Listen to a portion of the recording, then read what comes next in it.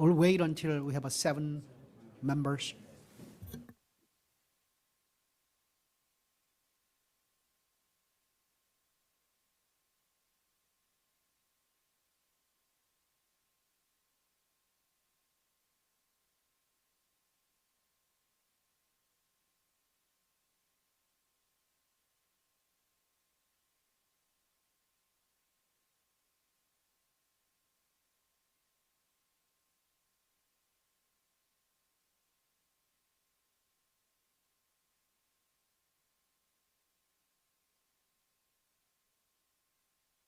It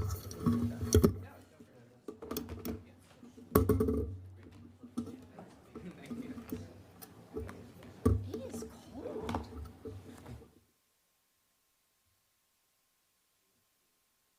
No, I actually brought a pashmina today. Got 6. We're getting there. So we're getting there. Just one more.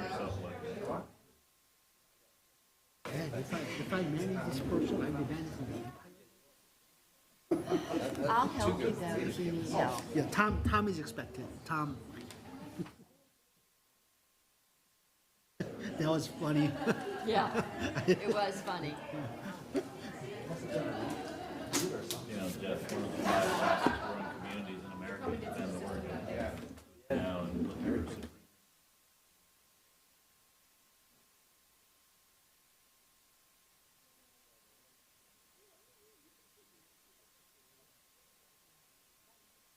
I saw your place.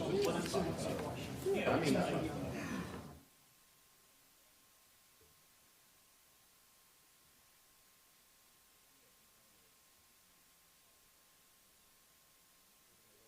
yeah, that's okay. I just wasn't. You're right, we don't have once again. No, that's good. You had that second. You feel like you had that second king. You do. You get a second win. And you'll take the credit for that, huh? Yeah, right. No, Francine, it's amazing. Okay, this is the. I was reading a book. And then I went. Very appealing to me. Oh, you say family. And honestly.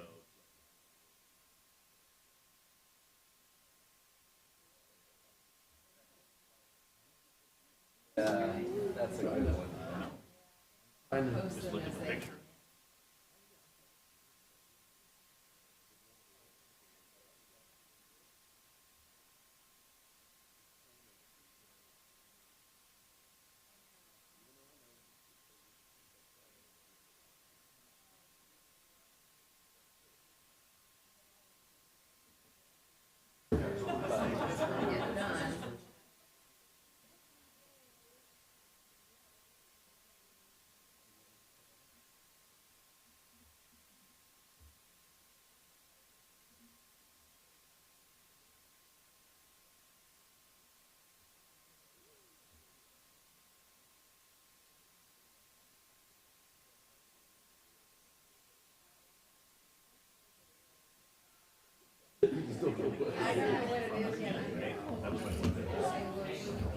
Okay, with the 7 board members being present, I'm gonna call this a work session into order.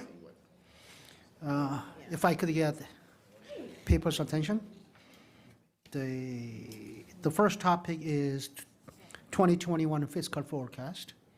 And we have a Madam Budget Chair just walked in, so I'm gonna. All right, with the permission, we're gonna. Sure, we have 90 minutes, correct, on this one, until 11 o'clock. We have 2 other very important topics to cover for the rest of the day, and hopefully that we'll be done by 11 o'clock. And please. Good morning.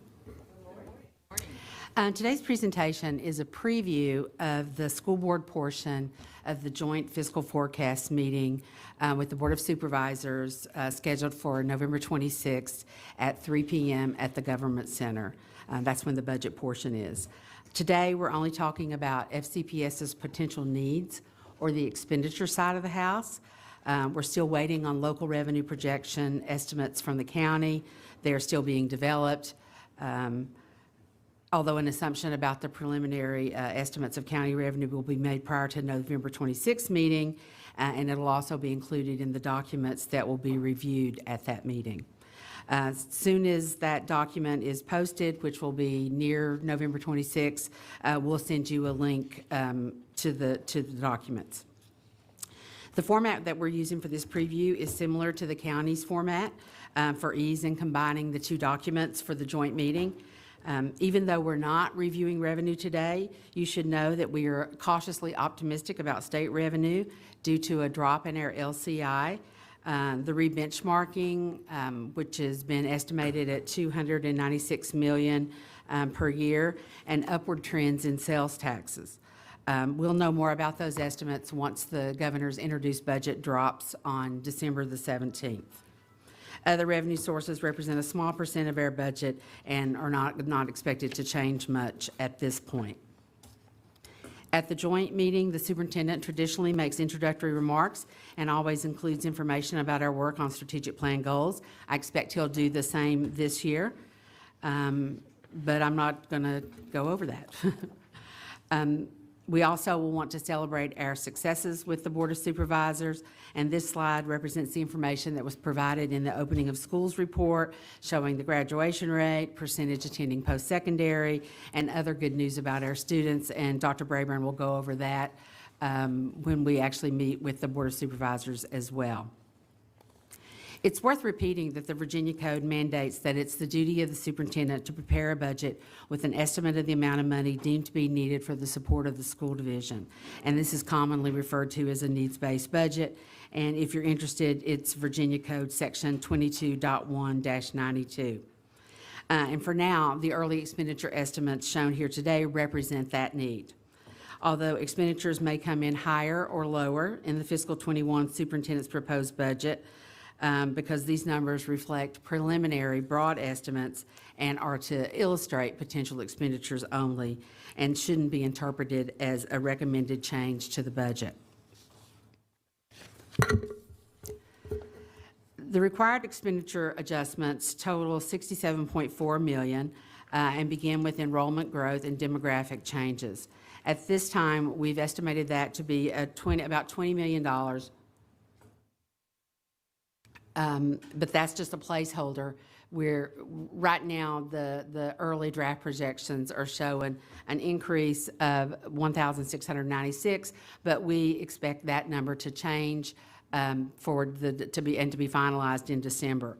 So that number will change, but that's our best guess right now. Health and retirement increases. VRS employer contribution rates have increased slightly. We received that information from the VRS board recently.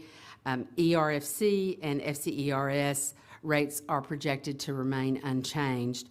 Healthcare, we're looking at about 5% at this point, and those increases in health and retirement and workers' compensation, which all total $31.4 million.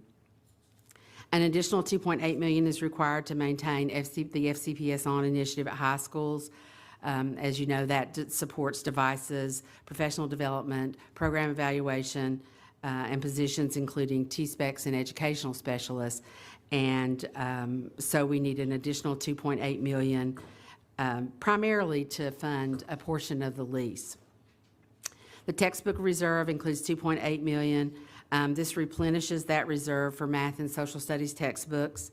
We have recurring year-end agenda items that you may remember from the fiscal 19 final budget review, the CIS scale of 0.7, 0.2 for trades for tomorrow, 0.2 for middle school after-school programs, restraint and seclusion, PD, and substance abuse prevention specialists. Those are all items that have recurring costs that were approved at year-end.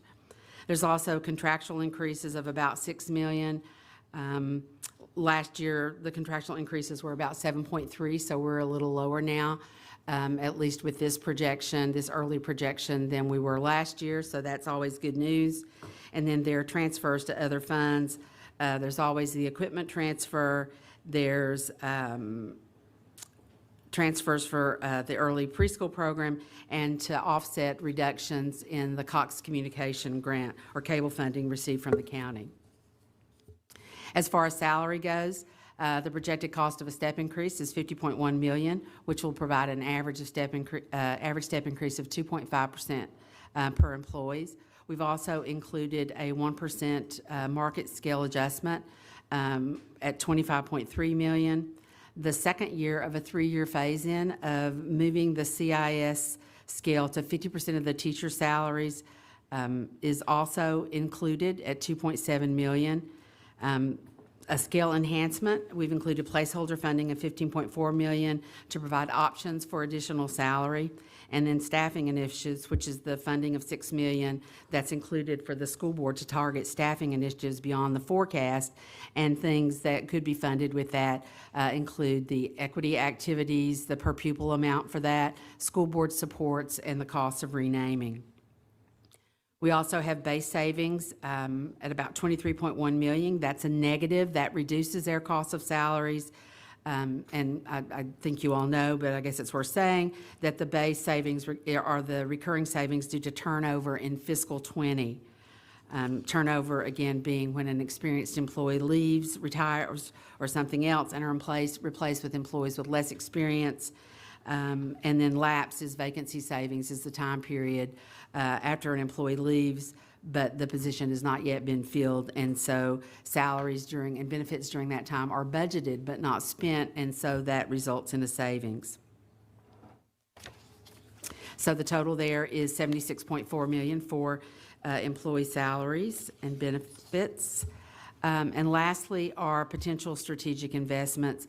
Items under consideration, depending on our revenue estimates from both the county and the state, could be FCPS on middle school, substance abuse prevention, Project Momentum, funding for restraint and seclusion, elementary school principal pay, and elementary school special ed lead teachers. Those are the things that are under consideration right now.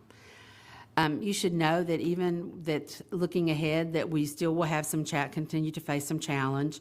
Again, student enrollment and the demographic changes are not final, and we will finalize those in December.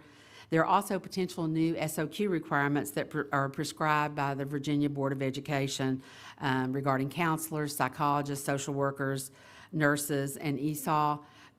We will not know about well, we can cost them based on what the VBOE has put forth, but we need to really wait on the governor's introduced budget, which again drops on December the 17th, to see what he includes in his budget and whether there is a cost to us and whether we need to change what is being proposed in the superintendent's budget. And then, of course, strategic plan investments and critical capital and infrastructure requirements. So if you look at all of these three major categories together, and again, the reason we didn't do this by goal area was because we wanted it to be in the same format that the county does theirs in, for ease in combining the two documents for the joint meeting. So the required expenditure increases, 67.4. Again, that's enrollment, health, retirement, textbook reserve, recurring year end, those kinds of things that you see on the earlier page. Employee salaries, which is step increase plus 1%, CIS offset by lapse, and then a small amount of strategic investments to stay on track with the goals of the strategic plan for a total projected expenditure increase of $160.7 million. And for your convenience, I've also included a budget calendar of the upcoming dates for the fiscal '21 budget proposal and review. That's it. Okay, thank you, Ms. Burden. Right now, I have Ms. Corbett Sanders has indicated she'd like to speak, followed by Sandy Evans. So board members, if anybody else wants to be added to the list, please signal. Thank you. Appreciate this. I do have a number of questions, and there will be some follow-on steps. So basically, you are asking for a 6-cent increase in either the real estate, 6 pennies, or it to be offset by a certain amount coming out of the state. Is that correct? Well, we don't really usually get into real estate tax increases. As they say in the South, that would be getting in the county's knitting. So we don't really talk about it in terms of that. As I said, we do not have county estimates yet. Those are still being developed. And we are cautiously optimistic about state revenue. We certainly would be due a percentage of the $296 million for rebenchmarking. In addition to that, our LCI dropped 2.1%, which most certainly means additional funds. The enrollment increase right now is 1696. We expect that to be a different number in the superintendent's proposed because that's not yet been finalized, but it should be something close to there. And so that enrollment increase also would result in additional funds for Fairfax County Public Schools. And then finally, the most recent sales tax information shows that continues to trend upward at 7.2% as recent as September statewide. And so that always results in an increase in funding to localities and K-12 specifically, because as you know, 1.125% of sales tax comes to school divisions across K-12 based on enrollment. So, no, I don't think it's 6 cents. I think that if you look at the cost of a penny and divide that by 160, you probably get 6 cents. But that's not how we talk about the fiscal forecast or the superintendent's proposed budget. We more talk about that this is based on the needs that we currently see of the division in the upcoming year.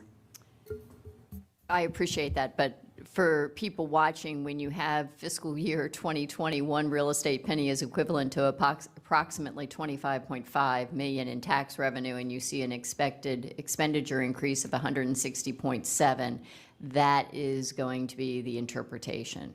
And so we probably need to have some clarification on this chart that says that there are a number of other areas where there's increases in revenues expected. Along those lines, and I appreciate that. I also would like, as a next step, not only what I just asked for, but also a breakout by strategic goal area, because that is something that this board has continuously asked for, is an allocation to our strategic plan of our new monies. On page 7, we have recurring year-end budget additions, where we include a placeholder in the year-end budget for restraint and seclusion. But then we turn to page 11, and we have, or 10, we have 17 million with strategic investments as well. And of that 17 million, we include restraint and seclusion. And so I'd like to understand where, what the real cost we estimate to invest in restraint and seclusion, and are we double counting there? Additionally, on page 8, we have the $6 million for staffing needs placeholder, and you've listed a amount for renaming. How is renaming under staffing needs placeholder? I'm a little surprised at that.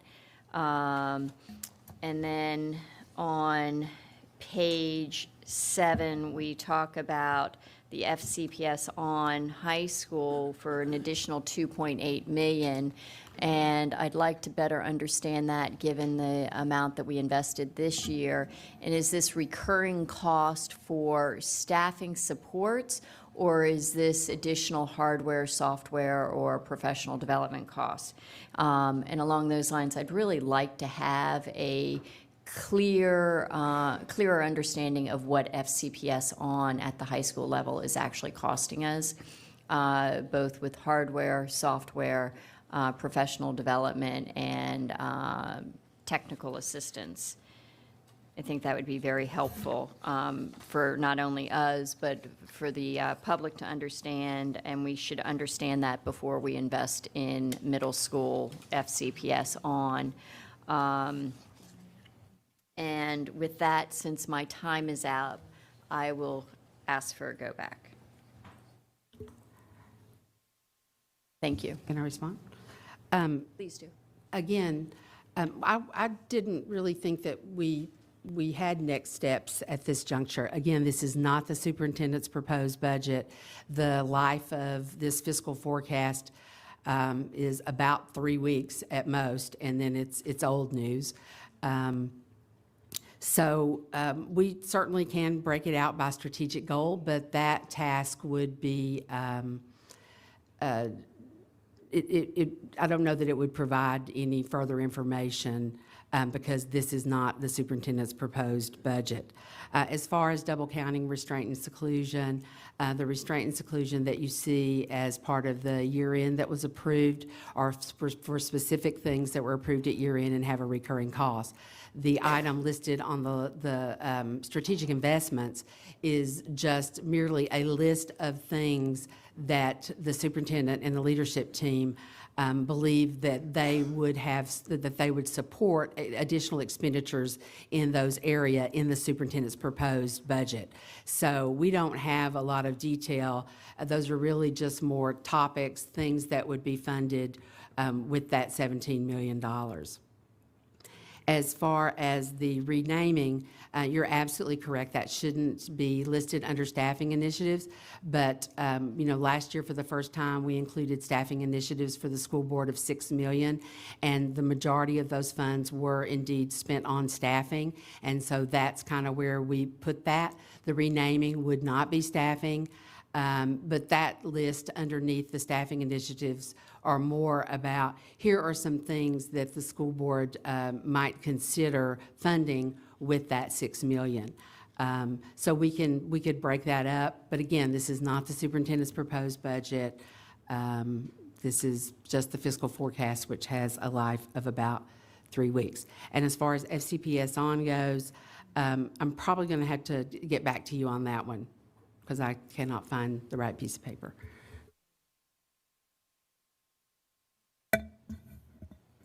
I would just share, I know we have the costing for FCPS on at the high school level. We can get you the chart with that breakout.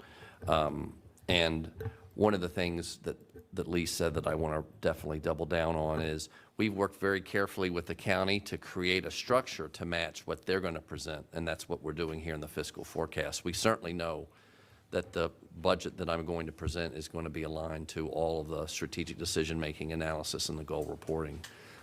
This is working with our county colleagues to have a structure to mirror what we're going to share at the end of the month. And we still have some work to do to pull out, making final decisions about what we're going to put and what goals. These are the broad categories that we're looking at.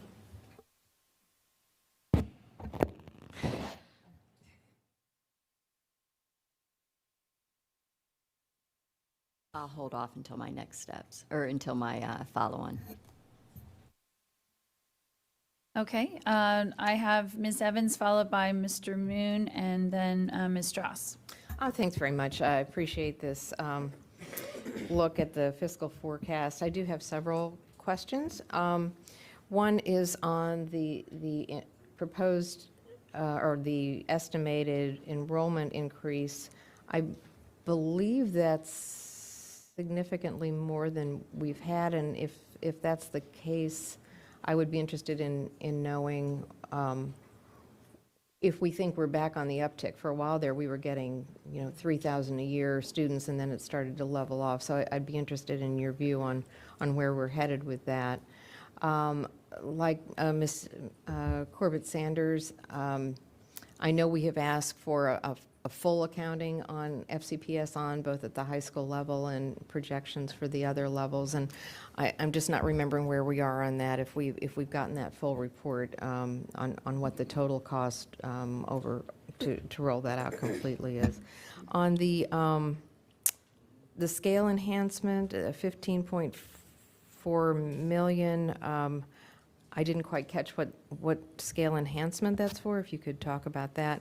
And then I also was looking for a breakdown of some of these things. So I guess, Ms. Burden, if you're telling us that these are broad categories and you don't, I mean, I would be particularly interested if you already had a number for the equities activities per pupil initiative. I see that there are a number of things in that category of $6 million. I don't know if you assumed a certain amount or if you just put a figure in there and said it will come out of that. So I would be interested in knowing that. And that's my questions for now, if you wanted to start answering those. Sure. Yes, you're right that the enrollment projections have most recently in the last couple of years reflected a flattening of our enrollment and not a lot of increases. But the planning office uses a cohort survival methodology to, along with birth rates and new construction and, other information that they gather to do the projections. But the biggest change is that actual fiscal 19 to actual 20 is up about 1,000 kids. And the most recent information that we have is what drives the projections into the next year. And so that's why an increase is being projected, early draft projections for fiscal 21. And I can also add the planning team will be here for the next work session as we talk about membership trends and analysis. So they can, of course, get into much more detail about these numbers and the increases.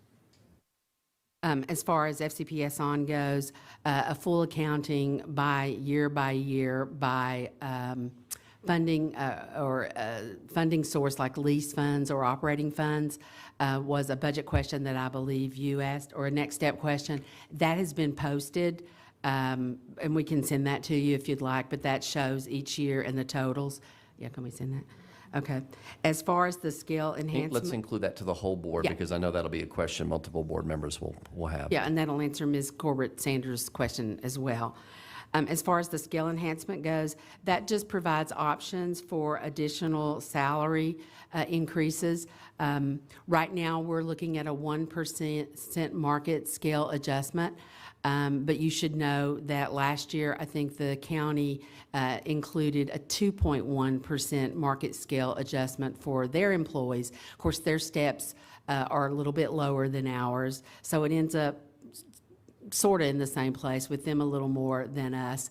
And so this line item basically just allows the superintendent some flexibility once we know what the county might do with their market scale adjustment for their employees.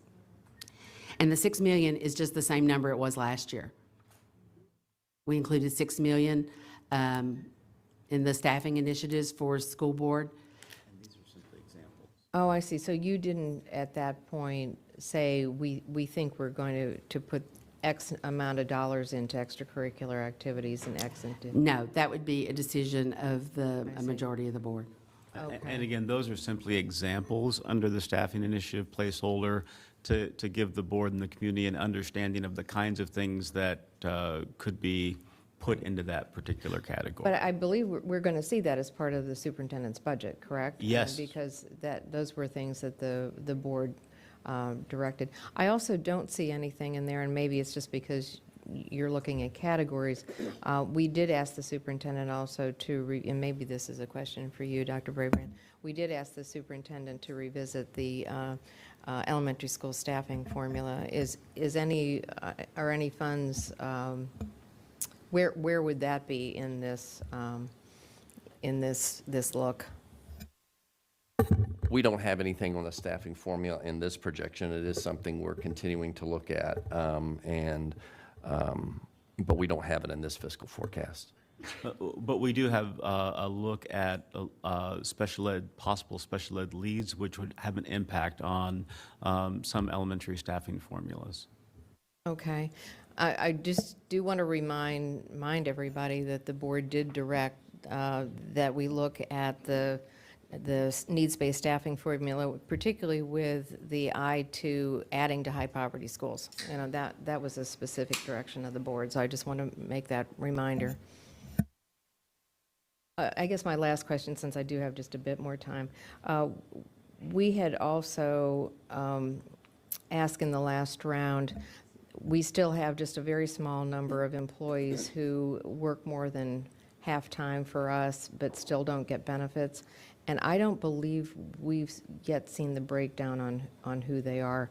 You know, as one board member, I would be interested in considering providing benefits for those who routinely work more than half-time for us. But I believe we were still waiting to see who they are, you know, and what they do for us.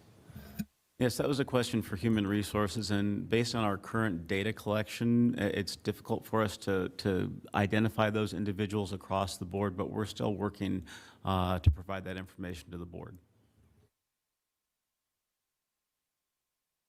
Thank you, Ms. Evans. I now have Mr. Moon, followed by Ms. Strauss, and then Ms. Keys-Gamarra.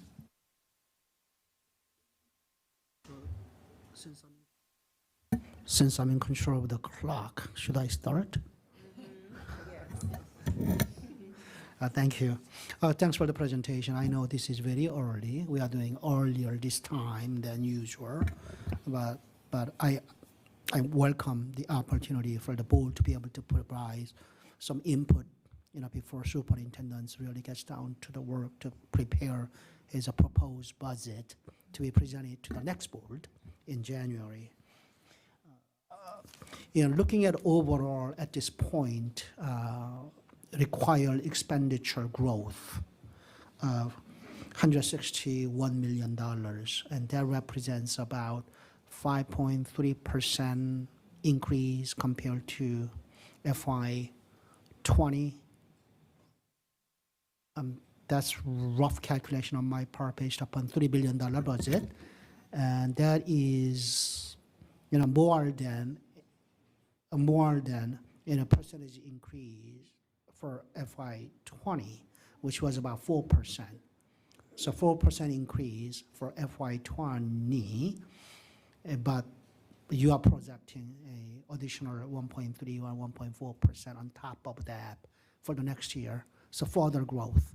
Is that a fair assumption? That's correct. This is a fiscal forecast. It's very early. Very The number could early. come down, the number could go up. It all depends on the revenue projections and the state budget. Absolutely, but you are required to present our true needs to the County Board of Supervisors, and that's what you are projecting at this point. That health benefit cost increase about 5%. I saw the amount, and 5%. So that would also affect the employees portion that much, 5%. Is that?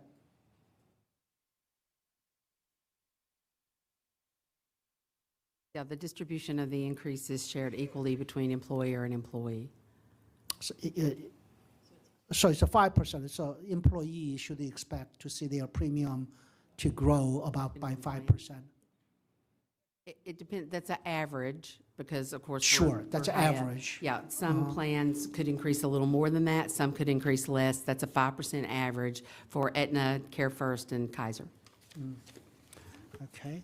On the school board support, are we going to have another opportunity to discuss that for, starting from January 1, because, new board members are going to come in on January 1, whether we're going to have opportunity to discuss that again before the third quarter budget review. Or when is the third quarter budget review? It's the second meeting. We take an action in the second meeting, correct? In December. That's mid-year. That's mid-year, I'm sorry, Right, not third that's okay. quarter, mid-year. Mid-year, and that mid-year review is coming up, and when? Is it beginning of December? Mid-December, I'm not sure of the exact date. And that's the time to discuss about what to do with, board support for the second half, basically, of fiscal year 20. Then I'm not going to bring that up if that's the case today. Yes, Mr. Moon, so what you're saying is that if you would like to have that conversation, you could certainly have that conversation at that meeting in terms of additional board supports. And when is that? Do you know? Because, December 5th is. oh, that's the- December 5th. That's the business. Yeah, in- I do think, and just check me down there, folks, Marty and Lee. There's time today if you want to discuss school board supports. We have it as a placeholder in your staffing initiative reserve. So if there wants to be some discussion today and some additional follow-up when we have our mid-year, that's fine. The question is, are you trying to do some supports for this year when a new board comes in January? That's a discussion that would need to be, we would need to bring that at mid-year. So I'd honestly like a little bit of discussion today to help inform the mid-year discussion, and the mid-year discussion will inform the final superintendent's presentation of the budget in January. So to the degree that there's some time built in here, and I think we added a little bit of time, honestly, if I'm correct, Mr. Smith, we did, to allow you all to have a little discussion about school board supports after you've talked about the fiscal forecast. Thank you. With that clarification, Mr. Smith, I know that my time is up, so I will ask, Madam Chair to put my name on the go-back list, to be fair to other colleagues of mine. Thank you. Thank you, Mr. Moon, for being able to basically multitask there with running a clock and being able to speak. And controlling myself. And- All right. So I now have Ms. Strauss, Ms. Keys-Kamara, followed by Ms. Schultz. Thank you very much. Again, this is very early, and I think we have to be careful not to ask for so much when when this really only holds for a few weeks. I understand where we're going with this. And when we meet with the Board of Supervisors, of course, they will also be looking at large numbers, but they will be I know that they will be very much focused on state revenues. And you indicated that there will be an LCI change for us. What would we expect to see in additional state revenues with the change in the LCI? Do we know? We have to wait for the governor. We would really prefer to wait for the governor's introduced budget. I mean, a 2.1% increase went from 6,754 to 6,541 is a pretty big drop. Exactly, yeah. So we would expect additional state funds as a result of that. Single digit, double digit? Well, certainly double digits. Okay, all right, okay. So Yeah, that is. we think it'll be a significant amount. Okay. Part of the balancing act here, we have re-benchmarking from the state, Exactly, huge. 'cause we have two, yeah, the Huge, state $300 issues are- billion, that's a lot of money. And if LCI is gonna get lower, that means our percentage of that basic aid is gonna go up. Exactly. The governor's not releasing the budget, though, until 2 weeks into December. Our meeting with the county is November 26th. So I kind of want to almost tee up, too, that on the 26th, I'm not going to have every piece pinned down. I'm meeting with the county executive. I met with him last week. Our senior team met with him a week ago as well. I'm meeting with him this week. We're not going to have every answer on state revenue yet on the 26th. And so I don't want the Board of Supervisors or this school board to feel, and I know this is Fairfax. We're looking at the numbers, the large numbers, how's it going to work, how many pennies. I kind of we want to broadly put this out so you all are marking down and maybe helping us place markers on where you see priorities already that are important or where you don't see something that you feel you've already shared to help us shape the budget.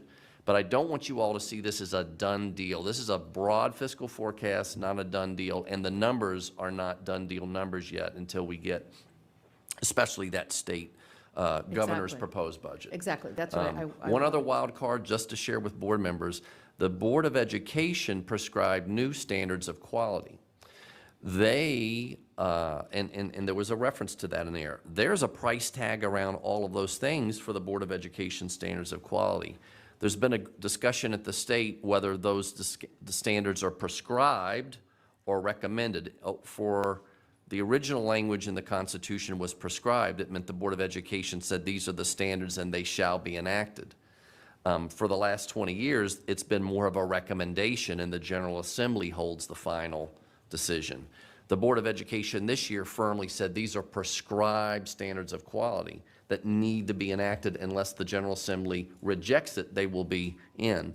That's not factored into this fiscal forecast either, right? So there's just some variables still that we have that we just don't have all the answers to at this point in time, but we should know more with the governor's budget. And then there'll be a little bit in the General Assembly to react to whether the governor is funding all those revised standards of quality or not. And the other piece, as I understand, is that there is interest in taking the state funding caps as a proportion to take some of those caps off, which would mean more money per position, but then we don't know how many positions. So I'm glad you said that. The other wild card of big money, one is re-benchmarking. It happens every 2 years, and it's in place now at about $300 million per year. The other wild card, oh my God, why did I just have a senior moment? What was it you were just talking about? The lifting the caps, Thank you, because thank you. during the sup- downturn, yes, that yes. was where money The was support taken. cap was put in place in 2009. Superintendents associations, teacher associations, and your own legislative advocacy. Remember, we actually asked the General Assembly delegation here last year, take care of the support cap. Exactly. There's a sense, I have a sense that the support cap removal is gaining momentum. It would be one of the largest transfers back to school districts from the K-12 budget. I mean, a lot of money. Right. So that is another dynamic that we don't have baked in the cake that could be a positive development for us. That's right. And again, reminding this is early in the fiscal calendar. And by the Code of Virginia, superintendents' budgets must come out first, and it must be a needs-based budget. Now, we have to make sure that we get our ask in, whether or not we're actually able to fund it come May. But now is the time to be honest about what we think our students need. So, and again, it'll be interesting to hear what the state funding is, because that could be a huge help to our children. So I still have a minute and 30 to speak. Okay. Mr. Moon asked a number of my questions. The other piece that is simply an unknown, I will say, UBS bank forecast this morning was looking at a downturn by the fourth quarter of 2020, and we've had, it was going to be in the fourth quarter of 19, and then, so the whole fiscal outlook for investment portfolios is just so unknown, and there's just not much we can do about it. It just simply is unknown. So I think we have to go with what we know to be the number of students, what we expect the state to put in, and then we just hold our breath and hope that the entire economy stays, because we just don't know. Thanks. Okay, I have Ms. Keys-Gamarra, followed by Ms. Schultz. Well, good morning, and thank you for this report. I do understand fully that this is, I'm looking at it as somewhat of, it's a forecast, it's an interim, sort of the budget version of an almanac, judging what we should be dealing with. But I also want to make comments because as the public is looking at these, at our discussions, I think they should have an indication of what we're trying to include, and what those increases that Mr. Moon identified, about 5.6% increase, what that is being earmarked for, okay? So I did want to, a number of my comments also have been referred to by my colleagues, but I also wanted to piggyback on the comment with respect to FCPS on, which is mentioned on page 7, as well as in the strategic investments. So it would be great to understand what that means, right? Because it is, I'm not sure, and it looks like both of those numbers were added. So again, I'm concerned whether we're adding those twice or not, or exactly what we're looking at. I know previously we received a report that FCPS on would be about 30 million for 4 years. Is this 2.8 million in addition to? And then what portion of the strategic investments of the 17 million is actually dedicated to FCPS on? Alice is sending you all the FCPS on answer to the next step right now. Okay. As far as the strategic investments, the FCPS on middle school, I do have a little bit of detail about that. We have included 1.1 million in expenditures because we will receive 1.1 million in revenue, and so the revenue and the expenditures have to balance.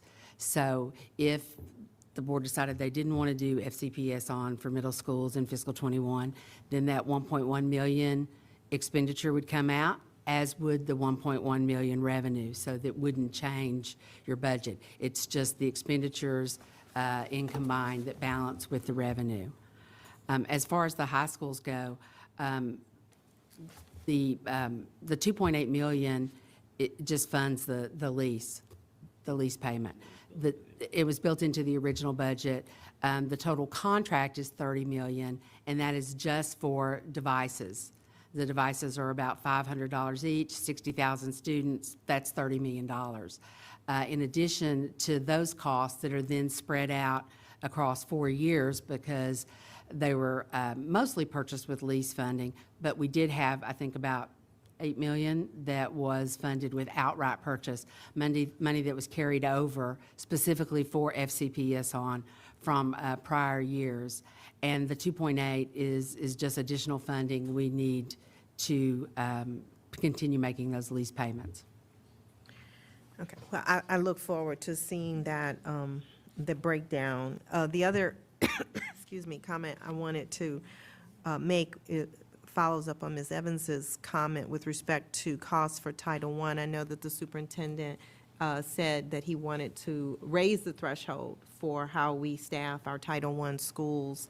I'd like to understand how that's counted in here, and if there's a possibility of not raising, because I'm a little unclear with respect to how that cut will impact our ability to serve our Title I schools when we know that those needs are increasing. Is my next question, and you can, thank you.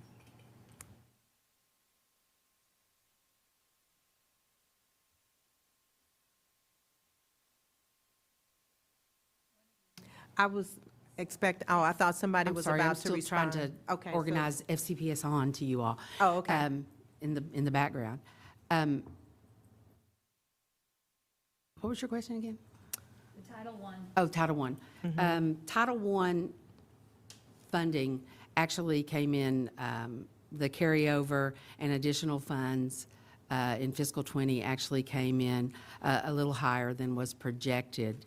And so, but fiscal '21 is the year that we would need to make some slight adjustments to that percentage moving into the future. But I want to make sure I understand what you just said. You said the Title I costs came in higher? Is that what you said? No, the carryover and then the amount of revenue for fiscal '20 allocated from the government came in higher than we expected. Okay. But we still need to move that percentage in order to move forward with that, because Title I funding is being reduced, is my understanding. Right, Lee, I think the question is, and Francisco, I can't remember, we talked about a transition plan as we move over to the 55% cut level. What can we do for schools that were formerly Title I schools that would not have those supports?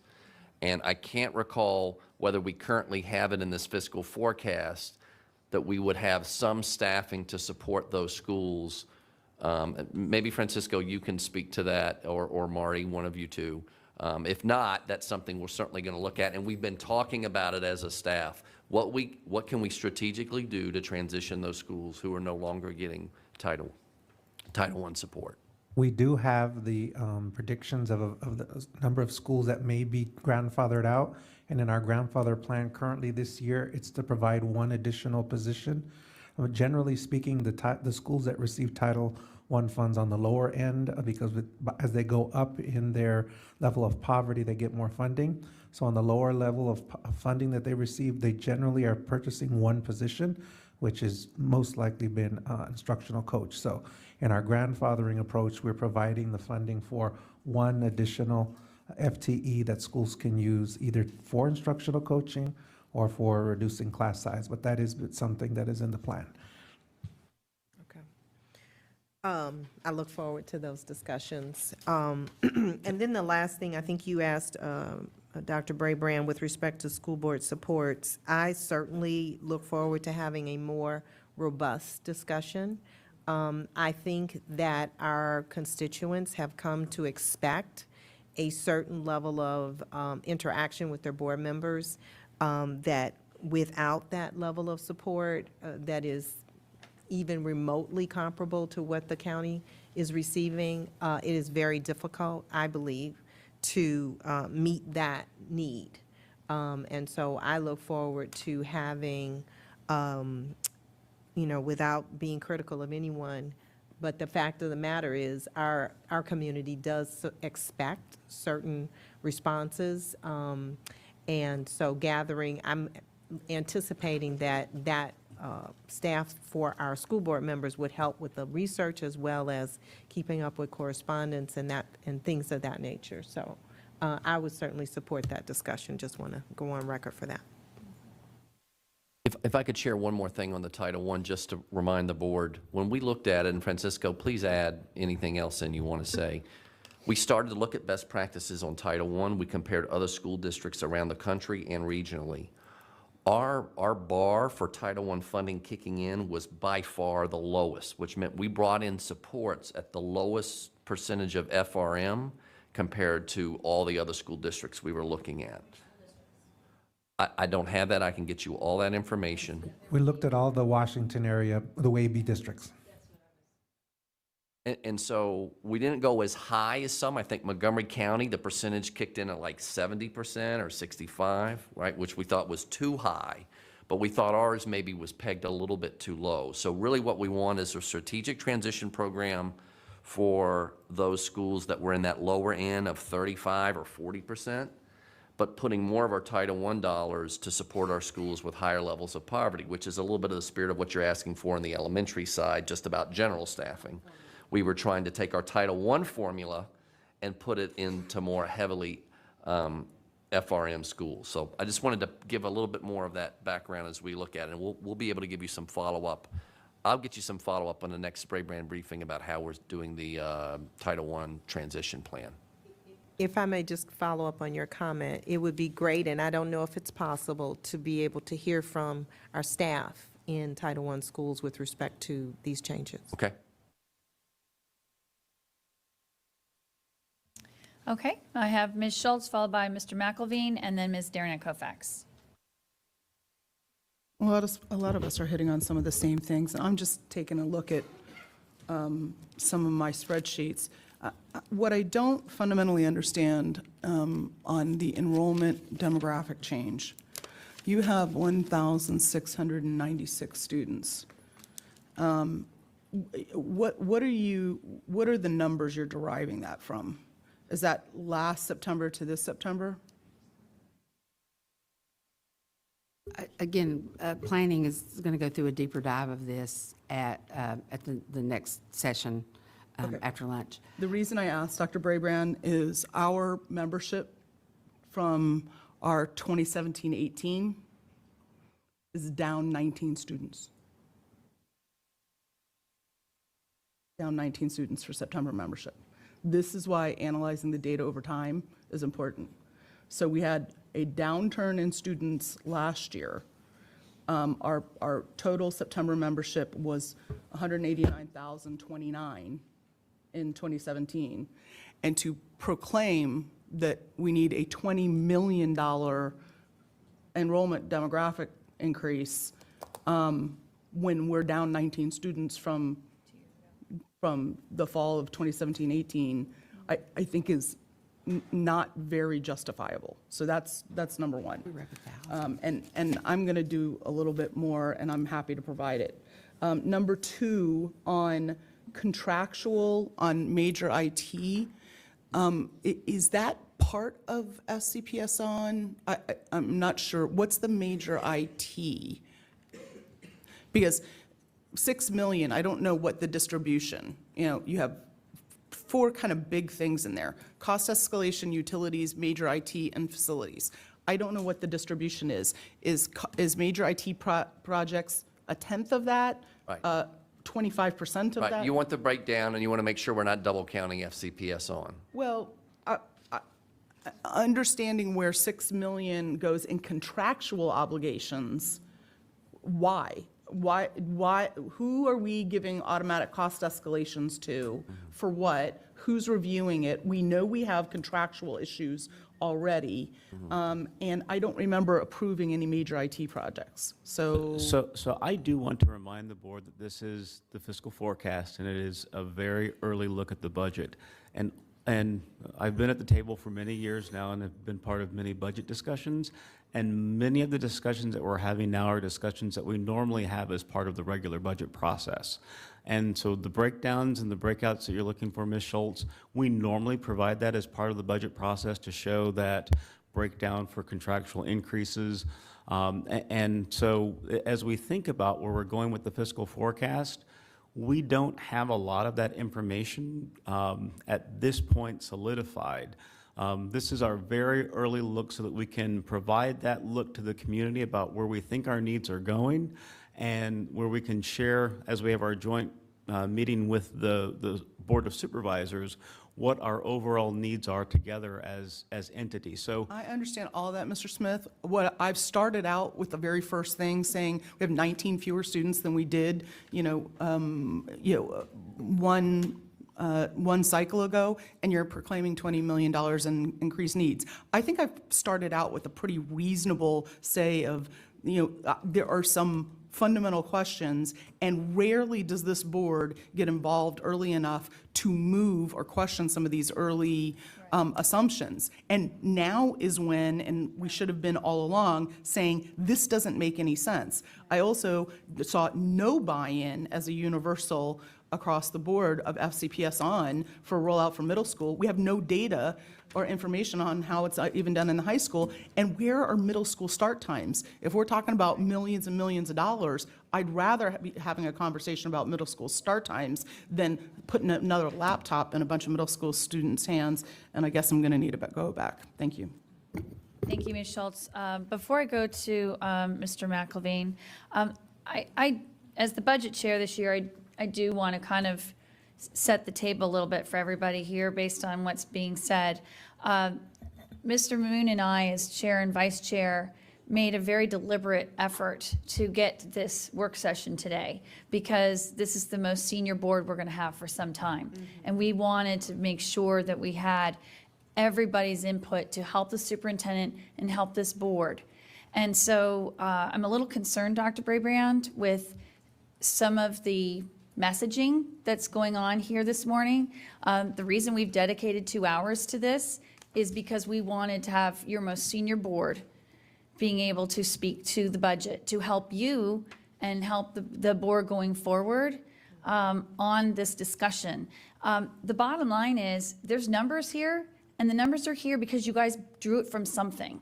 So I'm a little concerned, and I'd like to see for this next hour if you and the staff could focus on the fact that these are public numbers now.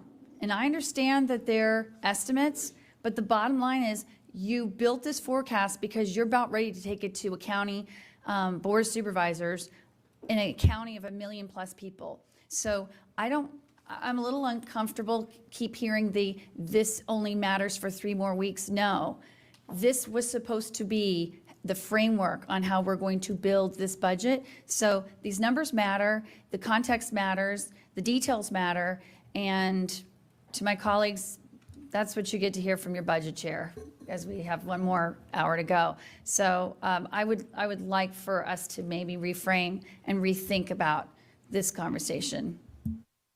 Well, Ms. McLaughlin, I certainly agree. We're here in partnership. We're doing this earlier than ever before. We are trying to put the numbers up and share the thinking behind the numbers and use the feedback to help drive the superintendent's budget in January. There are some fluidity to some of the revenue picture on some of these expense things. If we have them right now, we'll share them, and if we don't, we can work on getting those to you in a next step. I So, think that's really crucial what you just said there. The fluidity is with the revenue, and no one's asking Ms. Burden or Mr. Smith or your team to have a crystal ball.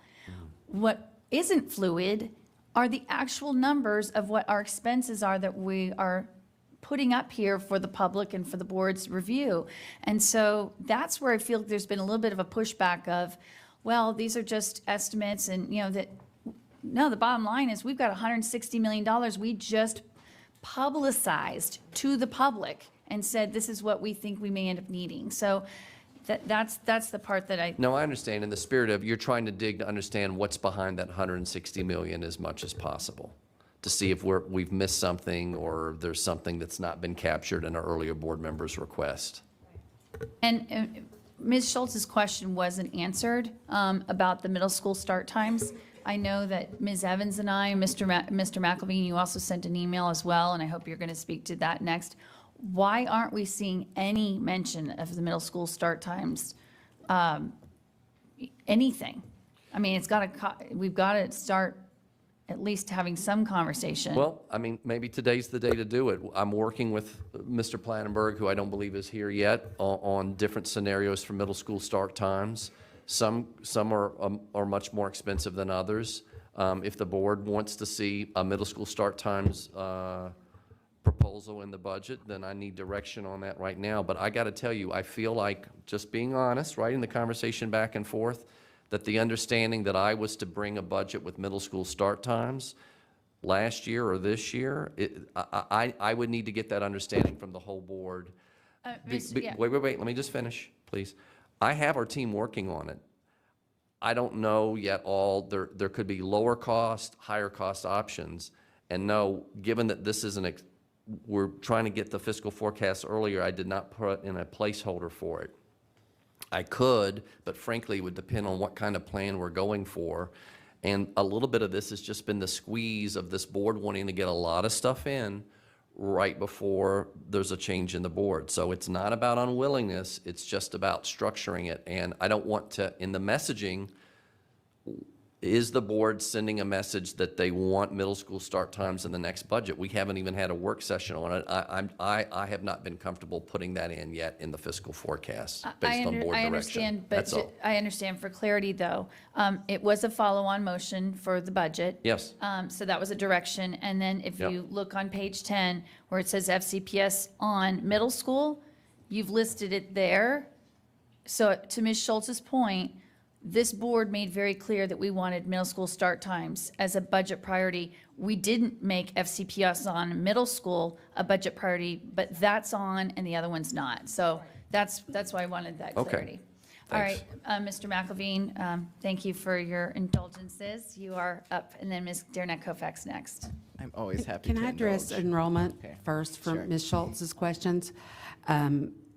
First off, based on the numbers I have, the actual enrollment is up about 1,000 kids, give or take. From last September to this September, apples to apples, about 1,000 kids, which is what's driving what we think now will be 1,700 increase. But of that increase, there is a significant increase in special education students.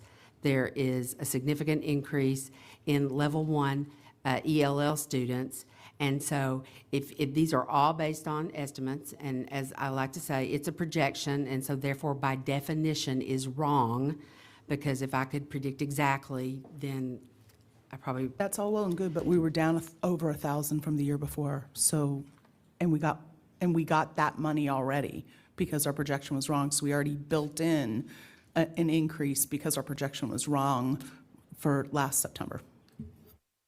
So let me just say, that's a fair, I'm listening to your thinking, right? Because I asked about last year's numbers. I did not go back 2 years to look at that, right? I did not. So that is a question.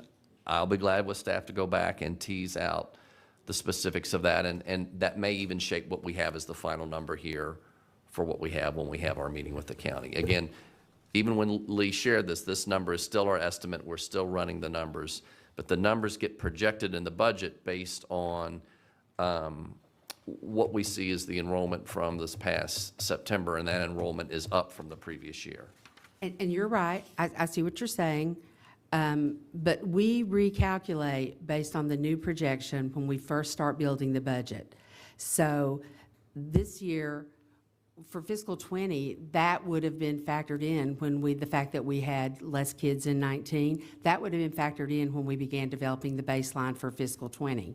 Unless we fired a whole bunch of teachers, we're already staffed at the previous year's level. Remember the enrollment projection for the superintendent's proposed last year? It was negative 6.3 million because we were expecting less kids than we had in the previous year. So those were already built into the budget. This year, fiscal '20, we're within a couple of hundred of our projection. So there's not I'm happy to continue this offline because 8 years I've been sitting in this chair saying, if the numbers aren't right, everything else is wrong. Everything else, every single assumption from textbooks to desks to IAs and nurses, everything else is wrong.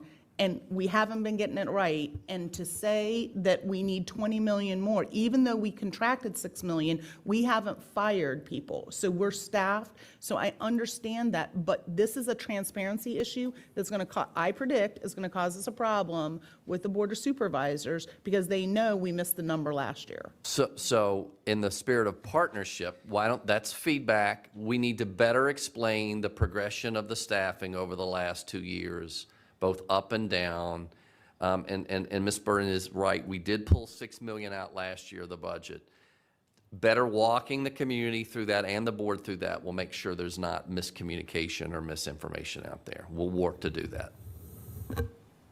Thank you. All right, Mr. McAveen, you are now officially up. Okay, thank you. So I think I would start out by talking about the overall ask, the 160 million, and I would just say that I would support this board in asking for 160 million and 6 cents on the tax rate, and God bless you if you get it. But in fact, I would say add 2 more cents and throw in middle school start times because that is something we know we need, and I will come back to that. But I do want to just reiterate what my colleagues have said about the breakouts of this budget, and I think Ms. McLaughlin put it well. I think it's frankly a waste of our time to look at this without the breakouts. And the question I would have is, we earlier, I forget, maybe a month or 2 months ago, after we had concluded the one-on-one meetings about the budget, you had brought us a list of the items that had come out kind of, I don't know if consensus is the right word, but as issues that needed to be addressed. So because we don't have the breakout, we can't see if those are actually in here. So my first question would be, are those all in here? So as we've considered the budget process, we have considered much of the input that the board provided during that last work session, along with input from the leadership team around the needs that we'll need for the FY21 budget. So a lot of that has been built in and will be built into the budget process. And while we do have numbers here, we can provide that additional level of detail as part of the fiscal forecast, and all of that is subject to change. I do want to add, too, that I also understand that numbers are very important, and that I don't want anyone to feel that I'm discounting what your needs or wants are as part of this, this process. The discussion that we're having is very beneficial and very helpful as we think about framing and developing the superintendent's budget. And so that kind of crosstalk that the board is having is very helpful. As we hear about things that you feel are important, things that you feel aren't here that should be here, that will help us as we think about the superintendent's proposed budget. And so again, in terms of the numbers that we have here, it has been a very high look that has normally happened jointly at the end of the month with the Board of Supervisors, wanting to provide you that opportunity to have that crosstalk. And we can provide some additional detail. The detail may change, though, before the actual proposed budget in January. You know, Ryan, if I could say, I appreciate that feedback. I think what I hear you saying is, when we did that document, to the degree that we can better crosswalk, hey, you talked about compensation as a top priority, okay, we have that in the STEP and the MSA.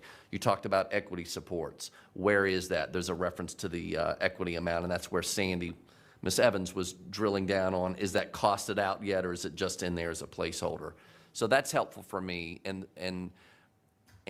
maybe also really helpful for the community to see that the board's work, how does it come out? We've got this budget process. How does it then show itself when we have the budget presented?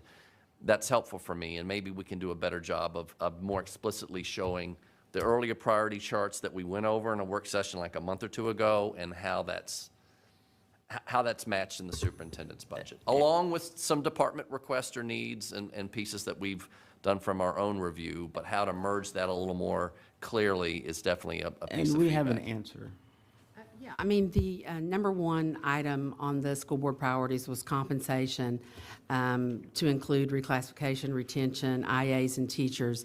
And that's one of the reasons why we have that salary placeholder, to allow the superintendent some flexibility as far as the MSA goes.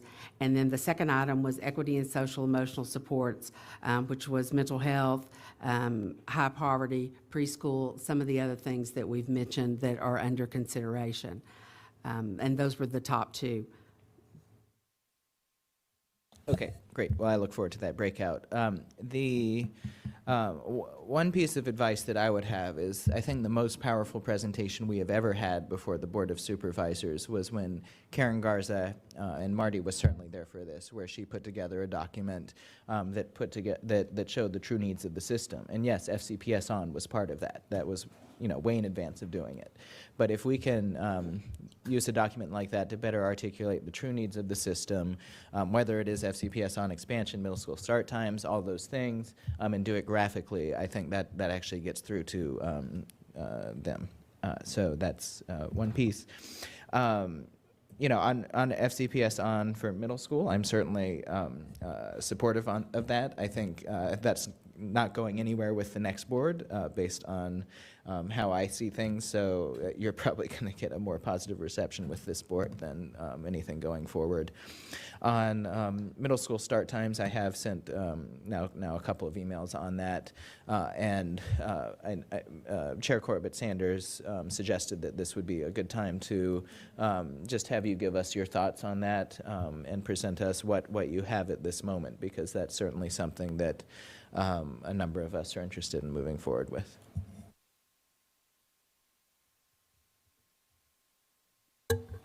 The best I can say is we're looking at three options. And I don't have all the details here today, but we can work in finding a time if that's what the board wants to do.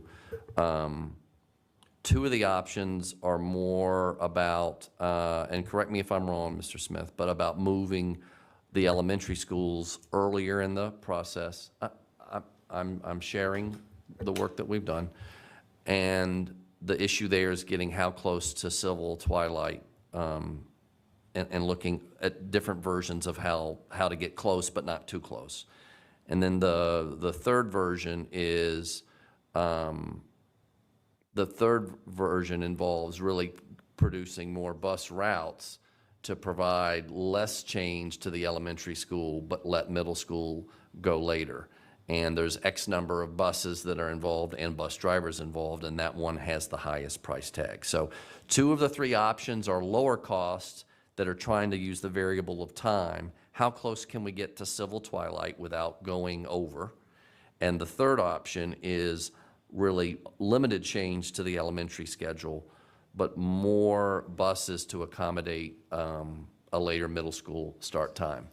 And to the degree that as we bring that, whether you'd want to see that in phases or, maybe that's some feedback from you all, how you'd want to see it instead of just one system change and one big price tag versus a set of phasing, or, I'd be interested. But we have been working, drafts are going around, and if I'm asked by this board to bring something sooner than later, we can certainly bring it to inform any budget discussions that the board would want to have. Okay, well, I look forward to seeing that in writing with the price tags, certainly soon.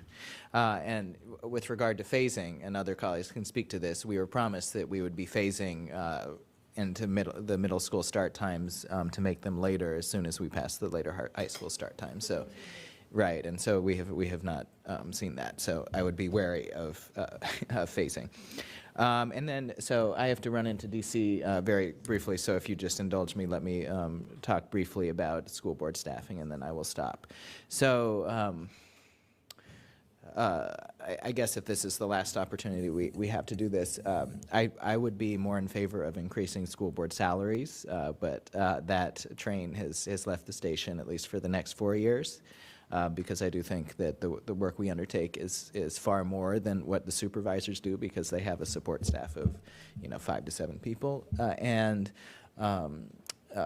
in terms of school board staffing, as I mentioned the last time we discussed about this, I think it's not necessarily more, but making sure that the folks that we hire and that we train have the skills that are necessary to support us. I know that I am walking out of office with a pile of correspondence that I have to respond to about this high. Certainly not going to get to that by the time I'm out, but I do think we need to focus on folks with writing skills, with correspondence experience, because that is, as Ms. Keys-Gamarra suggested, the probably our #1 need.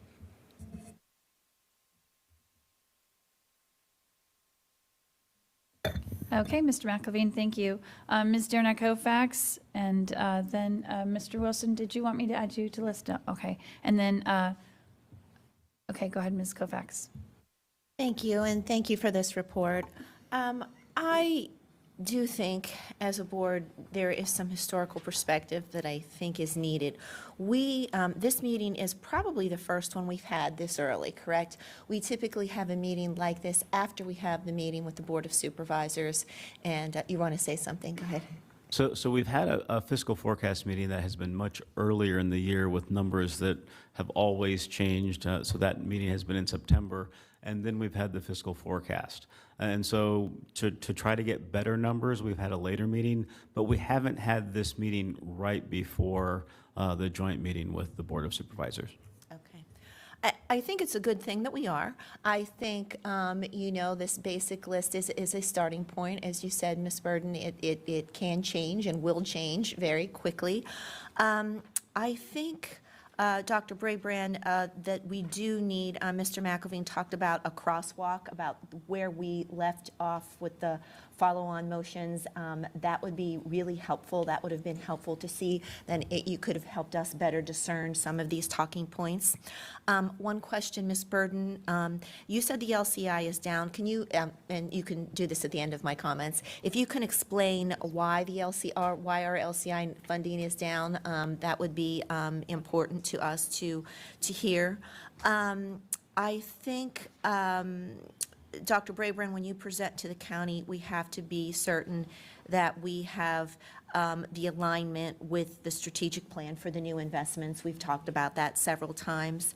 Under the strategic investments, a couple things that I will continue to be advocating for, so my colleagues that will still be on the board know, I will be advocating for advanced academic resource teachers in all FCPS schools.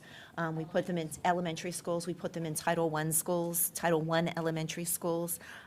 You can see that also when the pre-K, we need to talk about that, because in some of the student success goal 1 answers that I asked on, they've given me answers to the questions I asked on Thursday night, and you can see there is a direct correlation between areas in our county that don't have adequate preschool and the graduation rate all the way up through. There's no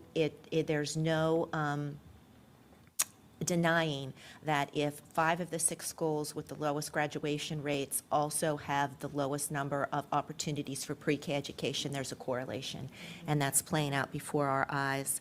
I think,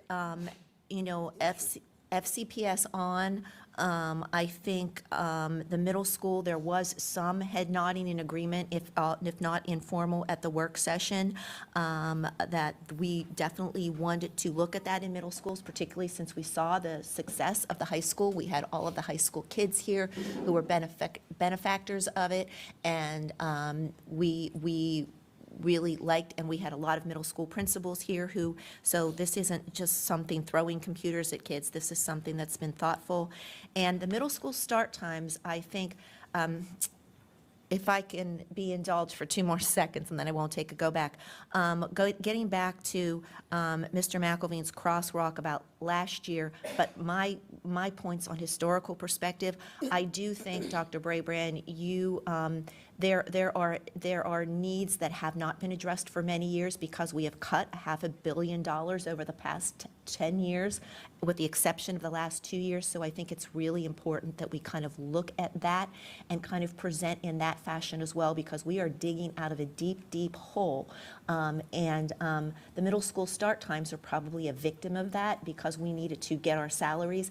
And my remembering, and I'm not certain if I'm right on this, but my remembering that the middle school start time that took the most monies was around $48 million, and that was for basically not changing the elementary schools, keeping the middle schools the same, and that's a lot of cash. 2 more cents.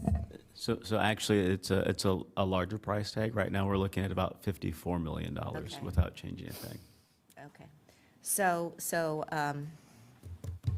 yeah. So that's where we are, and I think, I'm going to need to go back. Any questions that remain unanswered? The LCI. Yeah, I mean, you may know the LCI is an indices that was, well, I guess its genesis was back in the 70s to determine, local ability to pay.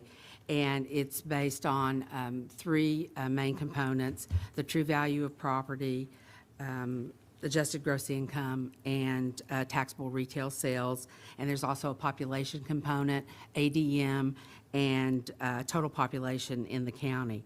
And just doing a quick look of the composite index this year, or this biennium compared to the previous biennium, our true value of property is up, our adjusted gross income is down, the taxable retail sales stayed about the same, and our ADM went up. ADM is what? Yeah, tell me. Okay. Average daily membership. For the The school. school system. And then the total population also went down slightly. And so all of those items are factored together. And it's also, relative to the rest of what's going on in the rest of the state as well. And so that's why the calculation resulted in a 2.1% decrease to us. Yeah, that last point is the point I just want to say to the board. The dynamic on LCI isn't just us in isolation, it's us relative to others. Loudon's could have gone, and I don't know, maybe Ms. Burden knows, I don't know all the other division changes yet. When the governor posts his budget, you can actually go into a table and see the new LCI and the new amounts, right? Some people win when the LCI, when the LCI goes lower, schools get more basic aid. When it goes higher, they get less. So it is a winners and losers recomposition, but LCI is not just Fairfax independently, it's in relation to what's going on with real estate sales tax, the economic activity of other areas in the state. Oh, absolutely. It's a complex formula, but it's, thank you for taking each of the components and telling us where we are and why the change happened. That's helpful.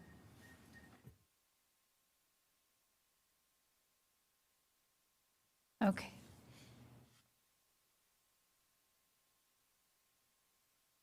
So I'm going to go ahead and take my turn, Mr. Moon.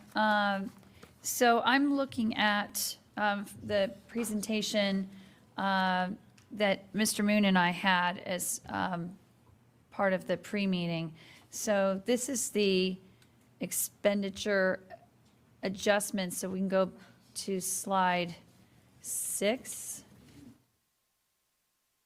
So, okay. It's not matching up. Slide 6 that is on my printout is the picture that says expenditure assumptions. So it's go toward the beginning. Okay,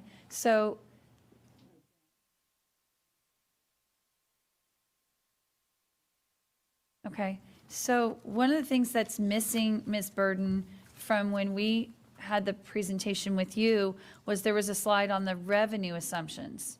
Did that get moved, or is that not in here? The revenue assumptions, where we had the category of beginning balance, county transfer, sales tax, state aid, federal, city of Fairfax, and other revenue. Traditionally, we have included revenue assumptions as part of the fiscal forecast, but we met with the county last week. They are still developing their numbers, and so they asked that we just propose the expenditure side of the house while they still work on their numbers. So I understand that, but I'm in possession of information that the public doesn't have, only Mr. Moon and I have from the pre-printout. And the problem with this is Mr. McElveen made the comment of, well, with $160 million in projected revenue or expenditure needs, we might be needing to raise the property tax rates at 6 cents.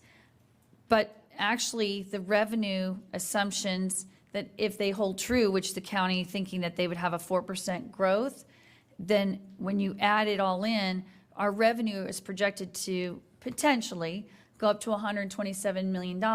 So 160 minus 127, and some of this is also strategic investment that isn't a bill coming due. It's just we'd like to do if we can. And so for the public's benefit and the board's benefit, I just wanted to make sure people understand that we're not going to be, this is not a school board, this is not a school system that is going out to taxpayers now and saying we're looking at a 4 to 6 penny increase. This delta is such that we're really coming close to honoring what the county has said to us, which is, you know, if we presume the county growth at 4%, we get a transfer at 4%, and everything else coming in, we're actually in better shape. I want to first see if that can be captured. That's what I asked for on the first. So I'm getting So- these blank looks, and I can't Listen, emphasize enough listen, that the listen. public gets upset when they Yeah, the see public, this. listen, I'm going to be the most transparent superintendent. That's my legacy. That's my plan. We met with the two of you, just the two of you, not the whole board. We met with the county, and they said, we're still calculating numbers. Yes, we plugged in a number that you got to see. They said, hold off until let us collaborate together. Hold off, we're still running some numbers on revenue. Please don't include it. So I did, working with the county executive, I honored that commitment for his ask. It doesn't mean we're not going to show it. Of course, we're going to show it to the public in front of both boards. Their folks haven't seen the numbers, right? And they just asked me to wait. So that's know, all. Scott, I completely appreciate that. Here's my concern, and one of my next steps is going to be I'm asking Ms. Burden to provide her talking points, the narrative, because you gave a wonderful presentation, but as you've been hearing from the colleagues, and my colleagues on this, there's so little in this PowerPoint that it's taking the board now to draw out and ask the questions. But a lot of really great information that Ms. Burden has is in her talking points that she delivered. But if it were here, board members could have looked at it last night. A lot of our questions could have been answered.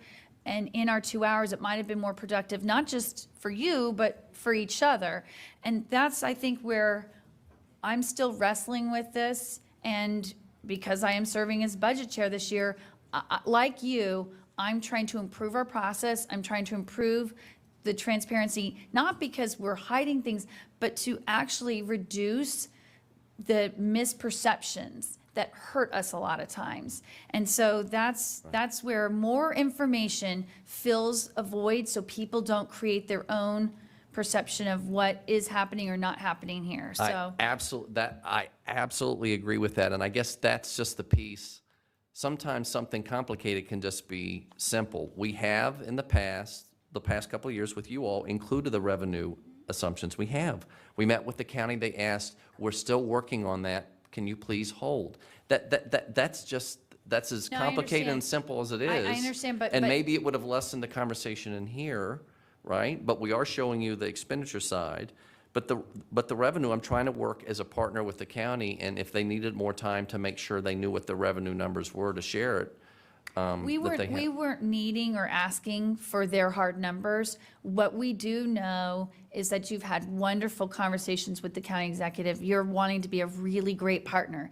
And for the public to appreciate that, we could have done a slide that simply said, in our conversations to the county to date, while they're still working on projections, and even their projections can change over the course of time for the next couple of months, based on our general understanding, here's what we're anticipating, that given this revenue coming from county and state and all these things that was on this, so this slide here that got pulled out, where it said revenue assumptions, we could have put there with a huge asterisk that says the county number could change, but we're building it based on this understanding right now of the forecast. We basically let them dictate our work session, and we're letting them, I'm just saying, their guidance, you can honor their guidance, but still not handicap the board's conversation today and the public's understanding today that you're being a great superintendent. And I want you to actually get that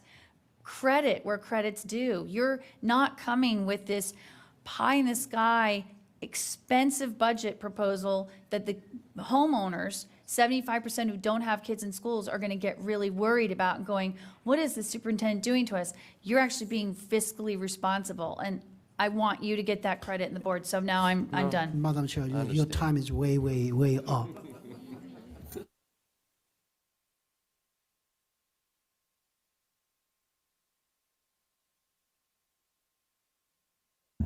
Okay, thanks very much.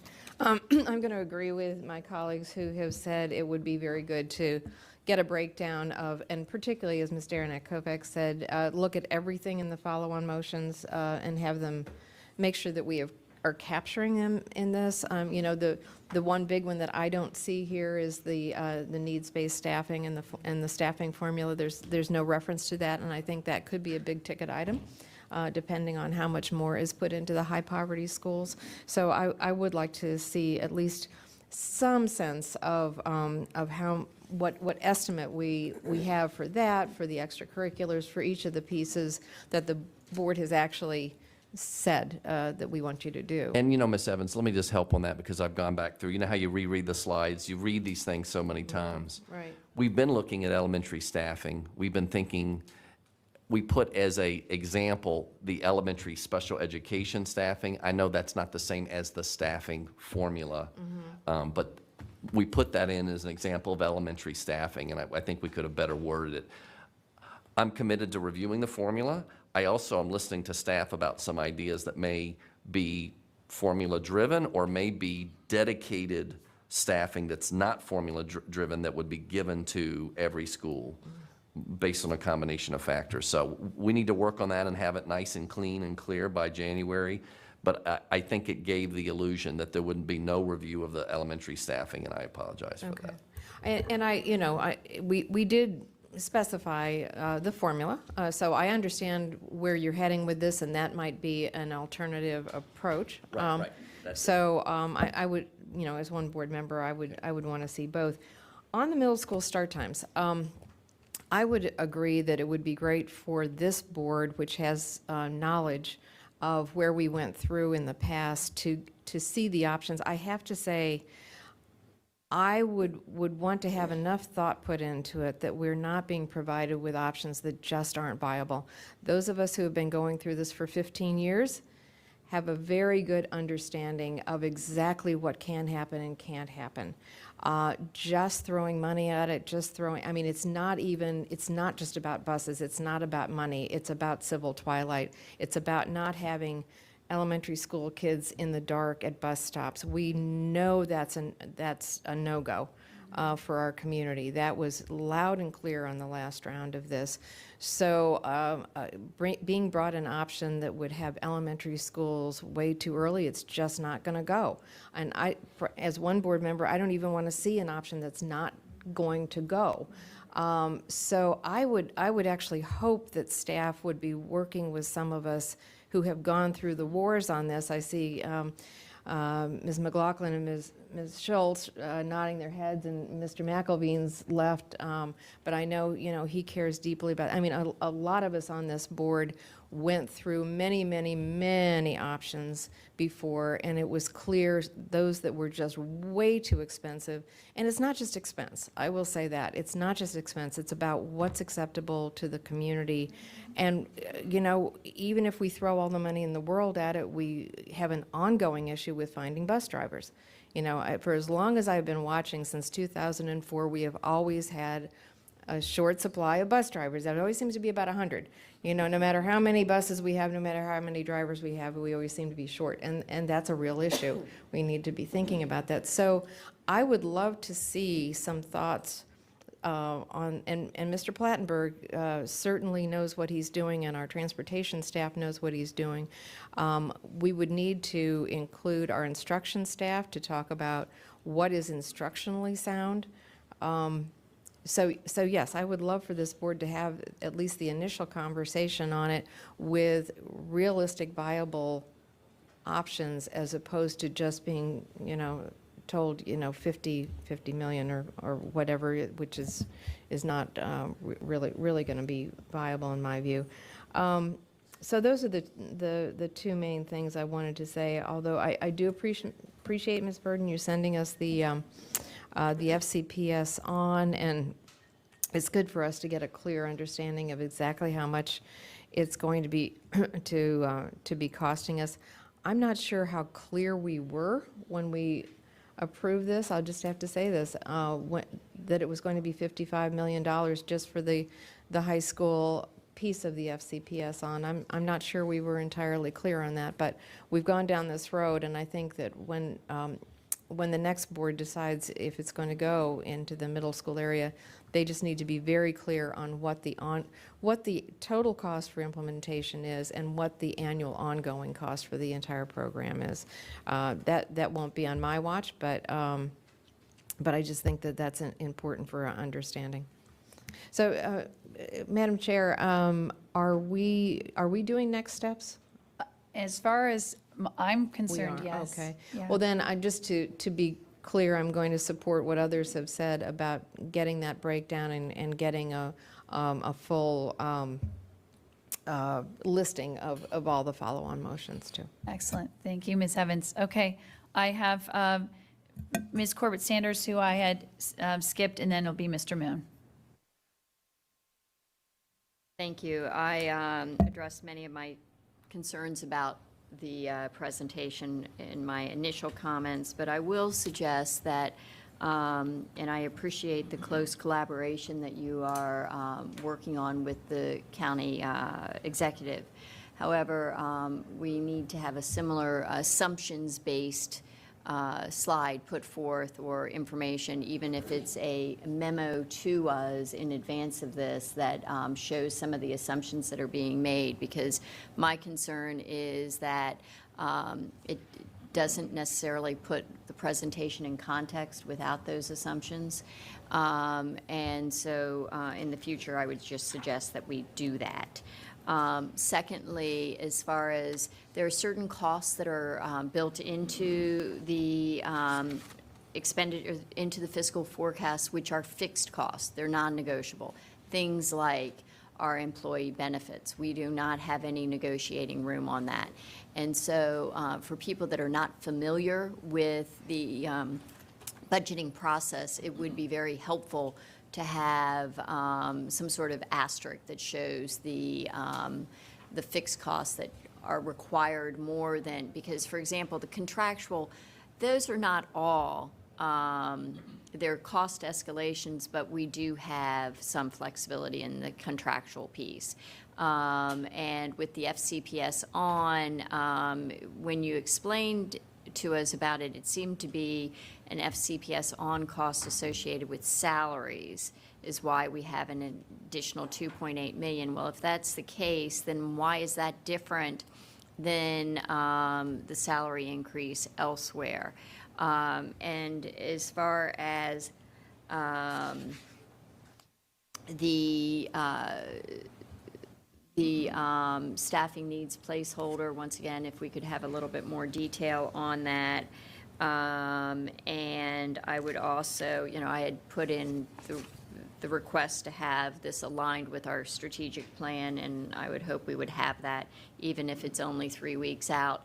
If we have to, going forward, make sure that that occurs. And then regarding staff support for the school board, I do believe that we do need to have staff support for the school board, a full-time person for each school board member, because that, just the sheer workload.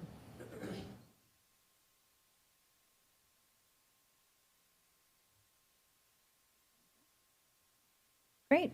Thank you, Ms. Corbett Sanders. Okay. I have next Mr. Moon, followed by Ms. Schultz, and then Ms. Strauss.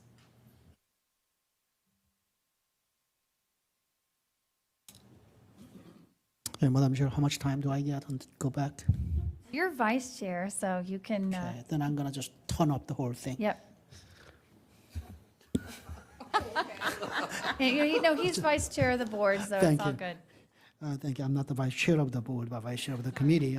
Yeah, right, well, vice chair of the Okay, budget. thank you. Middle school start time, since there seemed to be a lot of interest on the part of current board to see what the potential options might be, would be willing to support that interest and desire by the current board, which means that we're gonna just have to schedule another meeting. So be mindful of that we need to schedule another meeting, and that discussion probably is gonna take multiple hours for us to be able to, this board to be able to provide some input into the decision, ultimate decisions and decision-making process as well. And in that, if we do that, I would like to request to Mr. Smith to please include, I'm sure that you have already thought about doing it anyway, but just in case you haven't, how potential middle school start time change without changing elementary and high school gonna affect the work hours of bus drivers, because we do wanna have our bus drivers to have at least a certain number of hours so that they can earn their living and also on their benefits as well. I hope that the middle school start time change does not reduce the number of hours of bus drivers drive to make a living as well. What impact the change might bring to their work and ability to make the living. As far as the school board support is concerned, I think I said this a few times at the last work session, but having served on the board for more than 20 years, I strongly believe that a current structure does not provide a best support to the board members to do their job most effectively and adequately. So we need to provide additional staff, and I will start with one full-time additional staff in addition to what you already have. Because right now, each board members get about a third of a staff person, because one EAA supports 2 board members, but they also support general work of the school board office as well. So I'm only seeing about a third of that person supporting a board member, and that is grossly inadequate. Need to have someone who can go to all these meetings with a board member to support the board members. Sometimes go to a meeting even without a board member to represent the board member, to speak on behalf of the board member. It's not just going to be from 9 to 5. It's going to be many evening hours. We know that board members have a community obligations in the evening and the weekend. Somebody who can do that is just sorely needed. And somebody who has also more political acuity to provide the support, necessary support to elected officials. And they are elected by people and need to have some more a political sense of training, if I could put it that way. And also, I want to put a plug in for, this is to support the work of the board. For the board chair, I had to serve as the chairman of the board 3 times. So I know what additional work a board chair will have to do. Board chair will need additional support on top of what other board members get. So I would like to propose at least another half of a staff. Board chair will have to deliver on behalf of the board a lot of remarks, send out more letters than others. Somebody who is really good with the writing needs to be able to support the board. I'm asking for those because with a $3 billion budget, educating 190,000 students, we cannot continue remaining with the same structure that existed prior to the board becoming an elected board.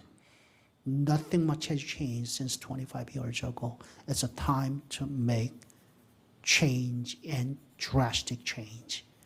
I'm not going to be the one who's going to benefit out of this, but the next board deserves that. And our students deserve that. Fairfax County deserves that. And also, they will not only to support the work of the board members and the board, but also it will broaden the pool of a potential people who may step forward to serve on the board. Currently structured, both board support and salary level greatly limits the kinds of people who can volunteer to run for the board and serve. That has to change. For the FCPS, thank you for Ms. Burden. Thanks for forwarding us what the staff has provided as a part of the response to the next step. If I could ask you, as part of the next step for this work session, maybe provide us with the explanation of those numbers, especially related to what you put out up there as what we need to maintain FCPS on for high school. That's $2.8 million. Looking at the numbers provided in the next step in your email, it's hard to come up with that, where the 2.8 comes from, how to figure that one out. So explanatory statement would be very helpful. Thank you, Madam Budget Chair. Thank you, Mr. Vice Chair. All right, I have Ms. Schultz followed by Ms. Strauss. So a couple of things. Dr. Brabrand, I appreciate the fact that the county executive or staff asked you not to share information with us. That's not your job. I appreciate that that's collaboration with them, but you should have told them, I need to keep my board fully informed. And we get, and you can stipulate all you want that their numbers are going to change, but we're hindered in our conversation missing key information. And that's not, they shouldn't put you in the position of telling you, oh, by the way, don't share this because it might change. So what? This is a forecast. Numbers change. So you got to draw the line that you need to serve us, and you need to say, guys, I need to give them the information. I'll tell them that it's subject to change, but that's your role to us. So I'll just say that. This business about us advocating for a tax increase on Fairfax County taxpayers, we are 40th. Remember I asked Mike Malloy, 40th in state funding for education. We only get 17 cents on the dollar back from our state taxes. So entire burden is on the individual taxpayer here. And to say that in order to close the gap, we're going to advocate to levy, we have since 2000 a 44% average increase in income, 57% average increase in inflation, and 176% increase in real estate taxes. We cannot be in the position that the only way to solve the problem is to solve on the back of the Fairfax County taxpayers. We've got to think more nimbly. And when I say, we can say all we want, well, we've had 1,000 student increase this year. Well, we had 1,000 student decrease last year. And the notion that we start with 20 million, which is the full cost of a student, that we don't layer in ever the fact that we don't add the whole cost of the student. They're added into a school. We should be adding portions of the student. And with all due deference, Ms. Derenak-Kofax, we keep saying we cut the budget. We have never cut the budget. We just didn't grow it as much as we wanted. And so the notion that we start every budget cycle with where we wound up and we don't necessarily grow it as much, the fact is we're delivering education, and this is part of the conversation we've been having, we're delivering education in different ways. And it doesn't cost, $15,000 per student. Some students cost $48,000 or $62,000, and some are only getting $6,000 worth of an education. So things like the middle school start time, we've already done the pilot. I hate to tell you guys, we've got the information. If you guys would do the assessment, we have 3 secondary schools that suffered for years of those children having to go early, and now they're the little mini pilot, because when we changed later high school start times, those middle school kids got to go later. You have the pilot. Go look at the data on how those students are performing, what the discipline rates are, what the referrals to guidance counselors and things are like. We have that information. I'm with Ms. Evans. I would put it at a no-go if you do one and decrease and harm on another.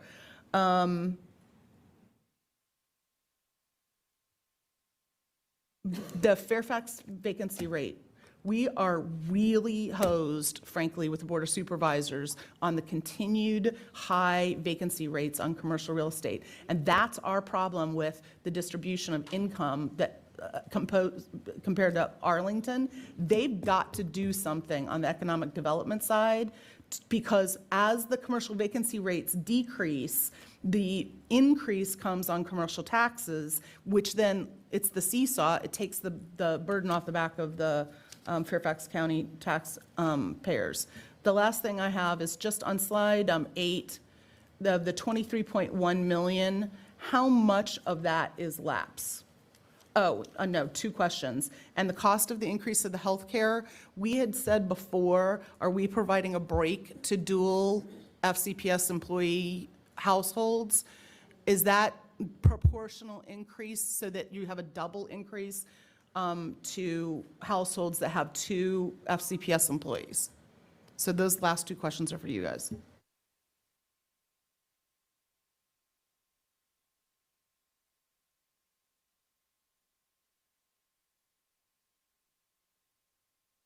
Of the lapse, the 23 million, 2 million is lapse. The rest is turnover. And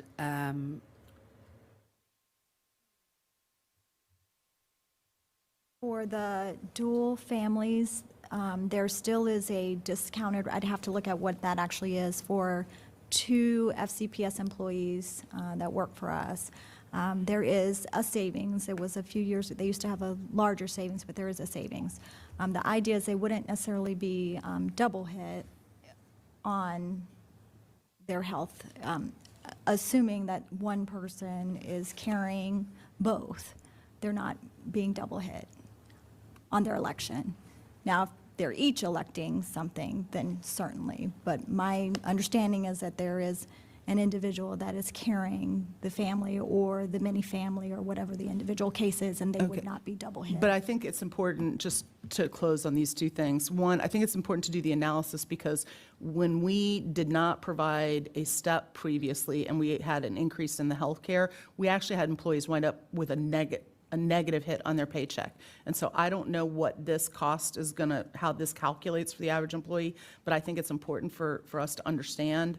And then the turnover, only 2 million is lapse, and the rest, 21 million, over 21 million is turnover. I think that's where the work of HARC this year comes in, is they're doing a deep dive with Helen Nixon on who is leaving.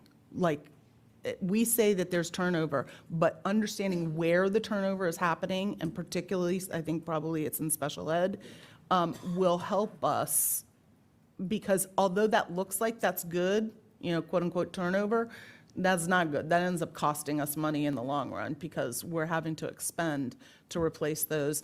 It causes, remember, we have a 27 million substitute bill. And so that turnover costs us part of that 27 million. So that's not actually a savings, that hurts us. Okay, thank you, Ms. Schultz. Although I do want to clarify on the, and I guess, Ms. Burden, can you just speak to that? Because it's important for everybody to understand the difference. The turnover can be because we have a large number of employees who are retiring at the high rate. So the lapse versus the turnover is just simply we're shedding that many employees?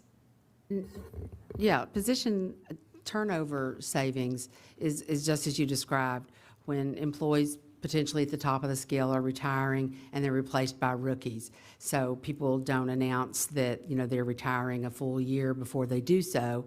And so we've budgeted for that employee as if they're going to be working for us in the next year, and then in June they decide to retire. They're replaced with someone potentially who doesn't have the same level of experience, plus we have caps if you do come with a lot of experience. And so we've budgeted at that high rate, that 30-year employee, but then end up with an employee in that position that makes far later and likely has different benefit choices as well. And recognition of those savings is position turnover that we include in the budget as a negative number against salaries and benefits. Lapse is if I resign tomorrow, you will not have my replacement here on Thursday. It will take 4 or 5 weeks to find someone, and during those 4 or 5 weeks, salaries are budgeted for my position and benefits are budgeted for my position, but won't be used because the position is vacant. Correct. So again, the turnover at 22 million could be quite high because we do have a number of employees and teachers who are retiring every year at the top of their scale. And then we're hiring people who are younger in their careers. I know it's not only that. I think, Ms. Schultz, you're raising a good point of do the analysis that says how much is it because people retired versus how many people left the system because for any other reasons that they were dissatisfied. But that's where the Correct, but think about the fact that that's only 220 teaching positions, a couple hundred positions, as far as what would retire. And I don't know what the numbers are for what number retires every year. Dr. Nixon would know, but it's going to be the majority of it. I understand the point you're just asking, some analysis on what does the base savings and lapse look like? Is it at the top tier? Is 90% of that savings from the top tier of retirement? Is it sprinkled through? I understand the point. again, the value add is, I'm still finding when I go out in the public, people are still repeating over and over again, Fairfax County is losing teachers, do something about it, why isn't the school board and the school system paying attention to it? That's the rumor sprinkling around out there, and if it turns out that we know, in fact, we're still one of the best in the region and the nation for keeping and retaining teachers, that story has got to get out more effectively. Right, and we've tried in our goal reporting to share that our teacher retention rate is well above the national average. and we need to keep hitting that point. We are doing a good job of keeping our teachers. We also have, as do other jurisdictions, this teacher shortage that is real. And we're going to have to get out of the box in our thinking about how we're going to bring people into teaching, which we've started with the back to Fairfax and the hiring of students for contracts last year, which we're going to ratchet up more greatly. And I think the other area that we need to take a deeper look at, and we are, is converting IAs into teachers for the future. We've got to grow our own for some of this, but we'll look at and we'll do the analysis. Yeah, so to Ms. Schultz's question, I would just say, when we walk through next steps, we're going to definitely want to have that turnover analysis for the base savings and lapse. That needs to be broken out for the board's understanding. So I have Ms. Strauss, and no one else indicated to go back. Oh, Ms. Koufax, okay. Thank you. Quick question for the Title I funding, where we are expecting a federal decrease in the overall funding, and I guess this is for Dr. Duran. Title I, that is subject to supplanting federal rules, so we have to be careful as to how and the next board needs to know that, because it's been a long time, but we have made those errors in the past. We have to be careful on, which is then why we need to prepare for what we're going to do. And if we go in and supplant, then we have difficulties should the federal money come back. That's correct. However, there is provisions for grandfathering, which is what Right. we're planning to do in the plan for Right. 1 year. 1 year. But right. you're correct, if you move forward with additional funding around things that could be considered supplanting. Right. So the Title I team is very much in contact with VDOE and making sure that we're not doing that, because there has been issues in the past. Yes, there have been huge issues, and we've paid dearly, and we still are paying for those mistakes. In terms of Fairfax On for the middle school, Lanier already has, I believe, Fairfax On for the middle school. I think the Fairfax City School Board, yes, is providing laptops, and I think it's going extremely well. Thank you. Yes, I have a granddaughter at Lanier, and they love it. It works just fine. So I'm hoping that we will continue to go forward with that. Middle school start time, we're going to have to continue to talk about it. It is expensive. One of the issues with elementary times, again, you have childcare, you have SAC, you've got just plain safety for little kiddos, and so that will pop up with even greater discussion than we did at the high school level. At least high school kids can take care of themselves one way or another before or after school, but elementary children cannot. So elementary children getting out earlier in the afternoon, I know in some of our high-need schools, there is a lot of concern about what we're going to provide for those kids after school. So, but let that conversation go forward, because we are going to need to fix that one. So I think that's it. Thank you. And again, I am sorry that the county was reluctant to let us go forward today with publishing just sort of large numbers, but those of us who have looked at the budget for years, very quickly you do the back of the envelopes, you know where your 4% is, you know what this benchmarking year, and that this as a needs-based budget that will come forward, this is a reasonable ask. So at least I'm glad we've clarified as we are all on camper at all times, that the community understands that this, as a ballpark ask, is not unreasonable, and that we are not actually looking at a huge increase in the tax rate. That we expect more funding from the state. And so, again, one hopes that the headlines or the community goes back and looks at this is not blown out of the water as to whether or not this is reasonable. It is a reasonable ask. So, thanks. I appreciate that, Ms. Strauss, and there's no doubt that your depth of knowledge for 25 years, this is second nature. The concern I have is that for the general public, that they're not familiar with the fact that we have a revenues assumption and an expenditure assumption. They looked at this today, and even Mr. McElveen, 8 years on the board, and his first reaction was, well, if we have to raise the penny 6 pennies, so be it. And And so, we've cleared that up in our We have, discussion. Even though the yeah. county was reluctant to have us put the numbers in, we've kind of clarified that if anybody is we interested. have, I think it's just a matter of next steps to help the Right, superintendent and going that's- forward. And that's fine. It's sort of, this is a catch-22. So we need to play well within the sandbox that we live in, but at the same time, provide a realistic boundary that even goes beyond that. Yeah, but And we've done that. think Ms. Schultz spoke to it earlier. It was a very easy way to put the slide in and just have a caveat, so. Well, whatever it is, we yeah. fixed it. So, Ms. Koufax, you have your go back? Yes, I ran out of time to talk about specifically what I was looking for in the strategic investment.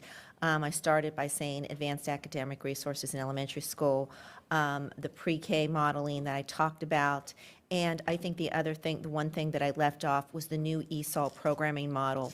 There needs to be investments in that for our SLIFE and SIFE students in a way that we have done in some of the high schools where we saw great success.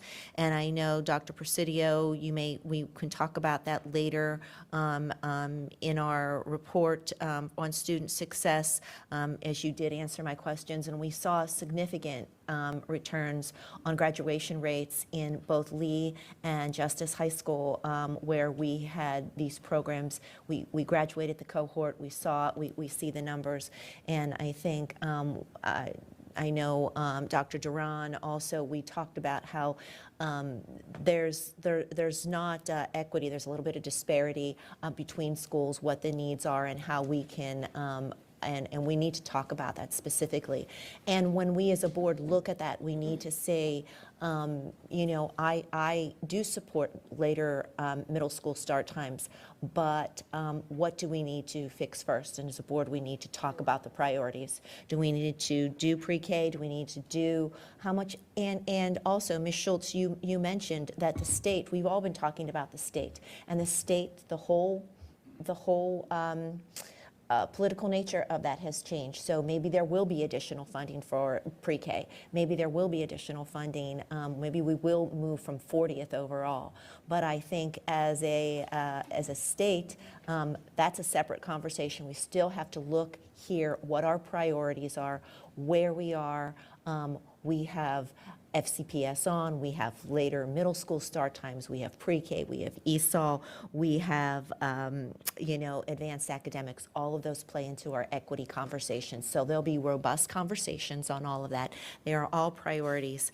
And you were right to correct me, Ms. Schultz. We haven't grown the budget, but the budget needed to grow to meet our needs, and it didn't grow. So we were forced to increase class sizes, institute fees, and basically not invest in our employee cohort, where we lost a lot of employees to surrounding jurisdictions because we weren't able to provide them with the raises we needed. So there is a real problem if we as a school system do not present a needs-based budget in totality. And there are needs, and it was what we talked about at the beginning, Dr. Brabrand, and that will be the dance that we do, the budget dance. How much of the crosswalk do you want to present this year? I think it's okay to say these are our real actual needs. These are our wants to make it a better system, and then these are our needs to increase graduation rates, provide an equity lens, and all of those things. So it's always a dance. It's always a challenge, and but I found this conversation productive to listen to everyone, and I thank our staff for putting this together. Okay, I'm going to quickly go through my go-backs for my own remarks.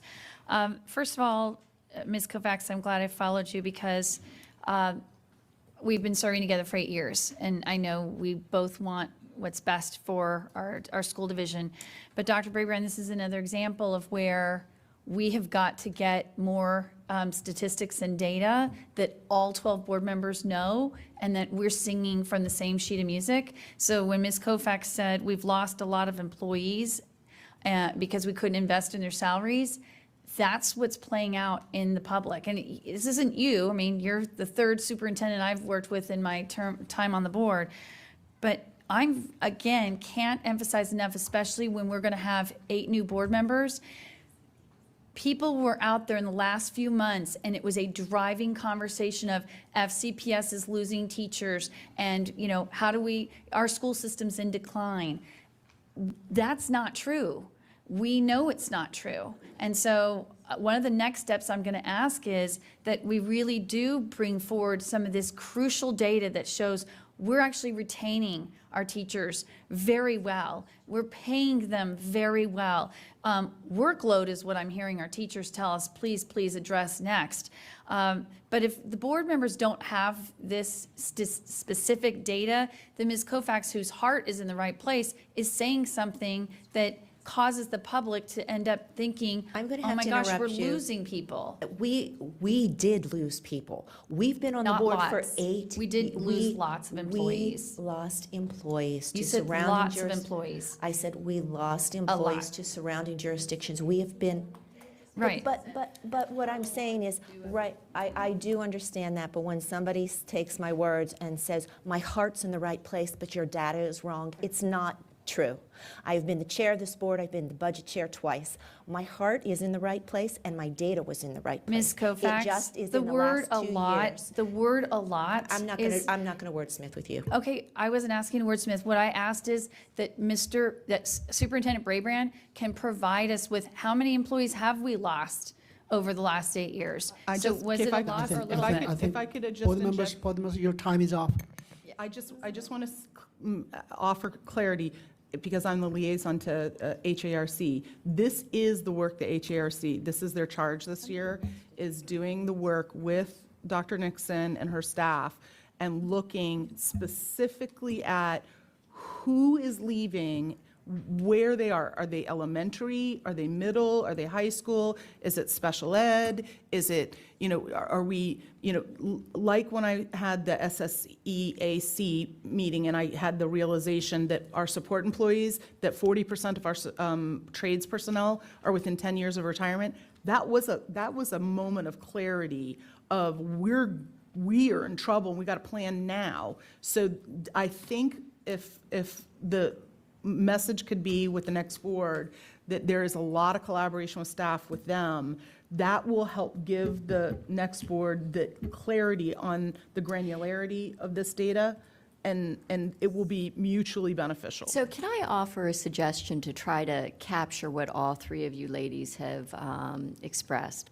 What we really need is a trends analysis, and the trends analysis is for our teaching staff as well as our support staff. And the trends analysis should show how, over the past 5 years, how many, what is the level of staffing in each of these areas, and how much of that staffing has turned over versus or migrated out of the system and we've replaced them, and so we've taken advantage of a lapse cost in our budget, and how much of it is natural attrition based on retirement, and then have a forward-looking approach that says, based on our current staffing, what do we expect to be the retirement trends over the next 3 to 5 years? Because that will actually show where we need to make our investment and where there may be some gaps in how we are providing the compensation. And it allows us to make informed decisions. Does that work? To capture everybody's concerns and comments? I would agree with that. Okay, great. So that should be a next step. Thank you. So just. Of our Yes, session. we are. So I'm just wrapping up for the school board member staffing. Not everybody spoke to it, but Mr. Moon, I think, captured it very well about the demands on the school board members and the public's expectations for us.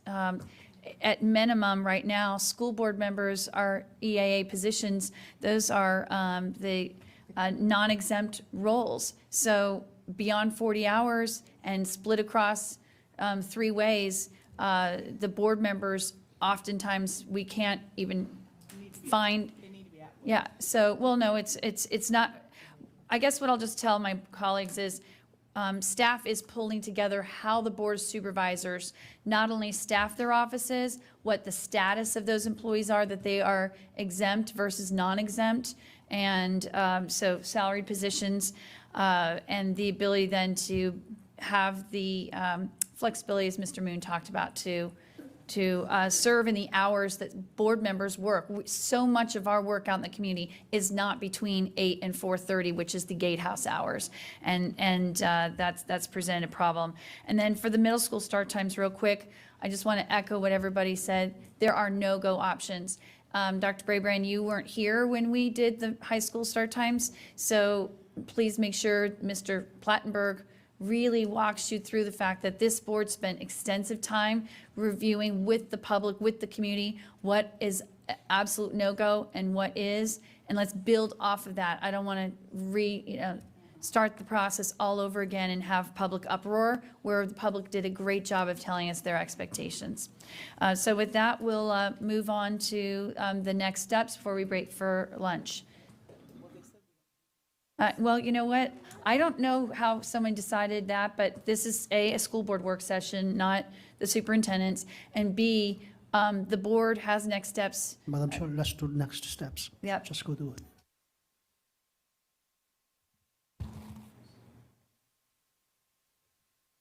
Okay, so we're beginning with Ms. Corbett Sanders.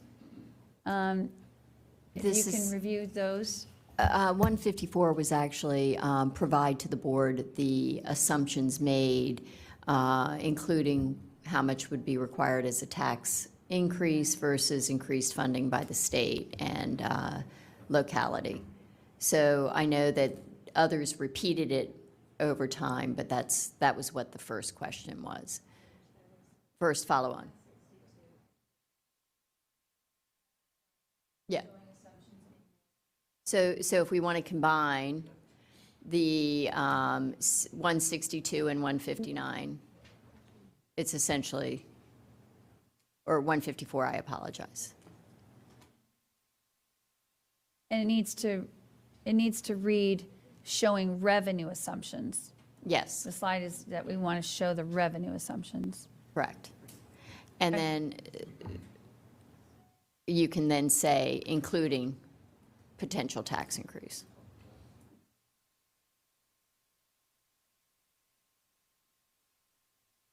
And then you can eliminate the first half of that sentence. then. Correct, the first Yeah, phrase. eliminate that. Yeah. Okay. Okay, that's the first one. And then the second one is mapping our expenditures by the strategic goal area. So our plan, mapping our ask to our plan.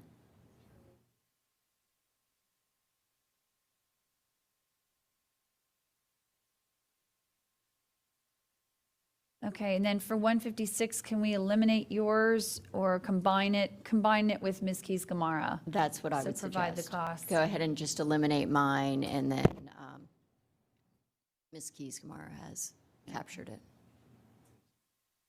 And you want to include in that both high school and middle school.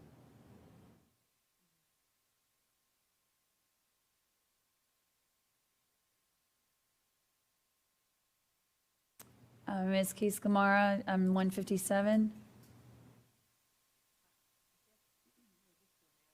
How are we?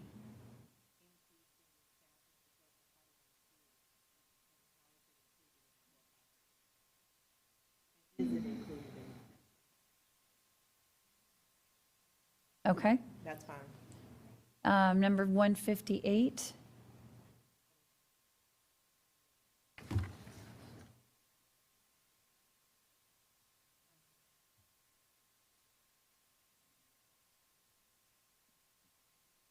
We do that as part of the trends analysis. I think, Ms. Schultz, your question is different from a trends analysis. Yours was just what's happened with our enrollment over the last few years, and then Correlate staffing to enrollment changes over, I mean, I would say the last 5 years. Somebody, anyone? Yes. To enrollment changes. To enrollment changes over the last 5 years, including subgroup and demographic changes.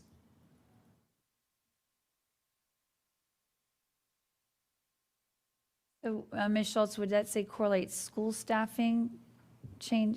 Yes, just so, It's staffing. Yeah, I don't okay. care. Because they could be- Money, whether it's spent in the school or, I mean, At I still have arguments over what's a school-based staffing versus not. okay. All right, Ms. Evans, 160? Yeah, I would amend this a bit. This would be, provide a cost estimate and breakdown of items requested in the approved budget follow-on motions, and I would say and other board-directed budget items. Well, just wherever we provide it, given the superintendent direction that we would like to see this in the next budget. Yeah, next budget work session. Right. Yeah. Okay, 161, Ms. Corbett Sanders?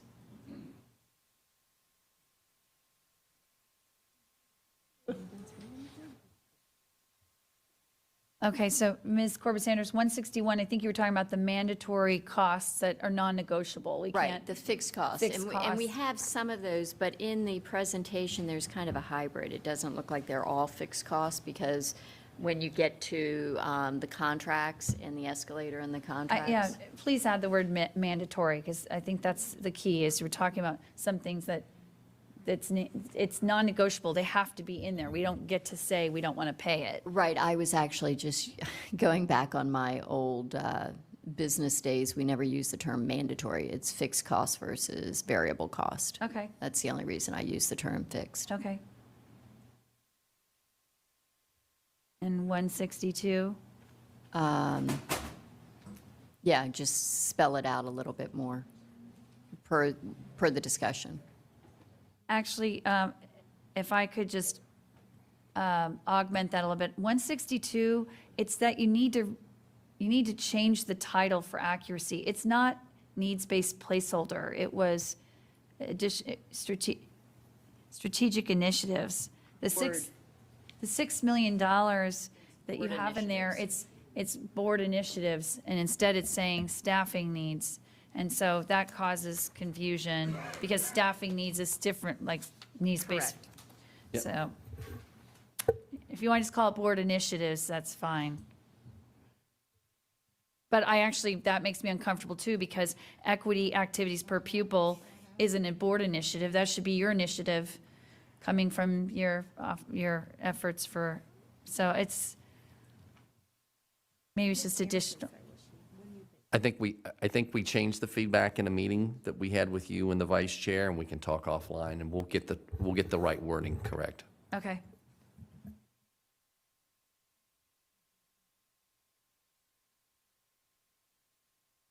Okay, Mr. Moon, it looks like you've got the next two. I've got next to, yeah, those are right.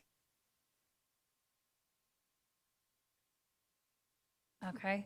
And then 165, Ms. Corbett Sanders, that was your trend analysis? Let's try to capture all three of you ladies' comments. All right, is that it then? Okay. All right. Could I just wrap up one thing on this? Yeah. Could I ask? One of the things, and I know we're doing the counting this year, and you all talked about school board supports. One of the things I wanted to share with you as we transition to another board, and some things I'm thinking about. We want to continue to partner with you and work to do these analysis. It's a tremendous amount of work and workload on our staff. And we've got to figure out ways that we can get you this information as accurately as possible and in partnership, but in a way that continues, because there is a lot of work embedded in these. We've done a much better job, I believe, in the last year or two in following up and getting these done in the 3-week time. But I also want to just say it's something I'm thinking about, how to make sure we're balancing the workload that's involved in some of these next steps, which is sometimes substantial. Sometimes it's the right work to do. I mean, I'm not saying that it isn't. Right. But there's a workload to it, and we've got to start to figure out as we get a new board, how we set the table for both board supports for what Ms. Keys-Gamarra said. I do believe there's an elevated expectation in the community on what's asked of for you and what you're asking for this superintendent to do that previous superintendents may not have done at the same level of detail. And if we're changing those structures, I think we have to think about those supports too to respond to some of these I would next agree, steps. Dr. Brabrand, but given one of the things we've talked about is when Ms. Schultz and I joined this board and Ms. Kofax and others, there was an Office of Accountability with an Assistant Superintendent, Pat Murphy. And that got eliminated in the budget cuts. And so part of the workload that you're expressing concern about is because we don't have people doing this very analysis that should be done to be driving better operations and budgeting. So I fully support you bringing a proposal, but part of the workload is you need to be bringing to us then, how do you want to best address it? But this trend analysis and work hasn't been done, but needs to get done, so we do better work It's overall. already being done by Mr. Greenfelder Yeah. to some extent. Right. All right, so this work session is adjourned. Board members, we have a 30-minute break for lunch, so Mr. Moon's going to want you all back here at 1:25.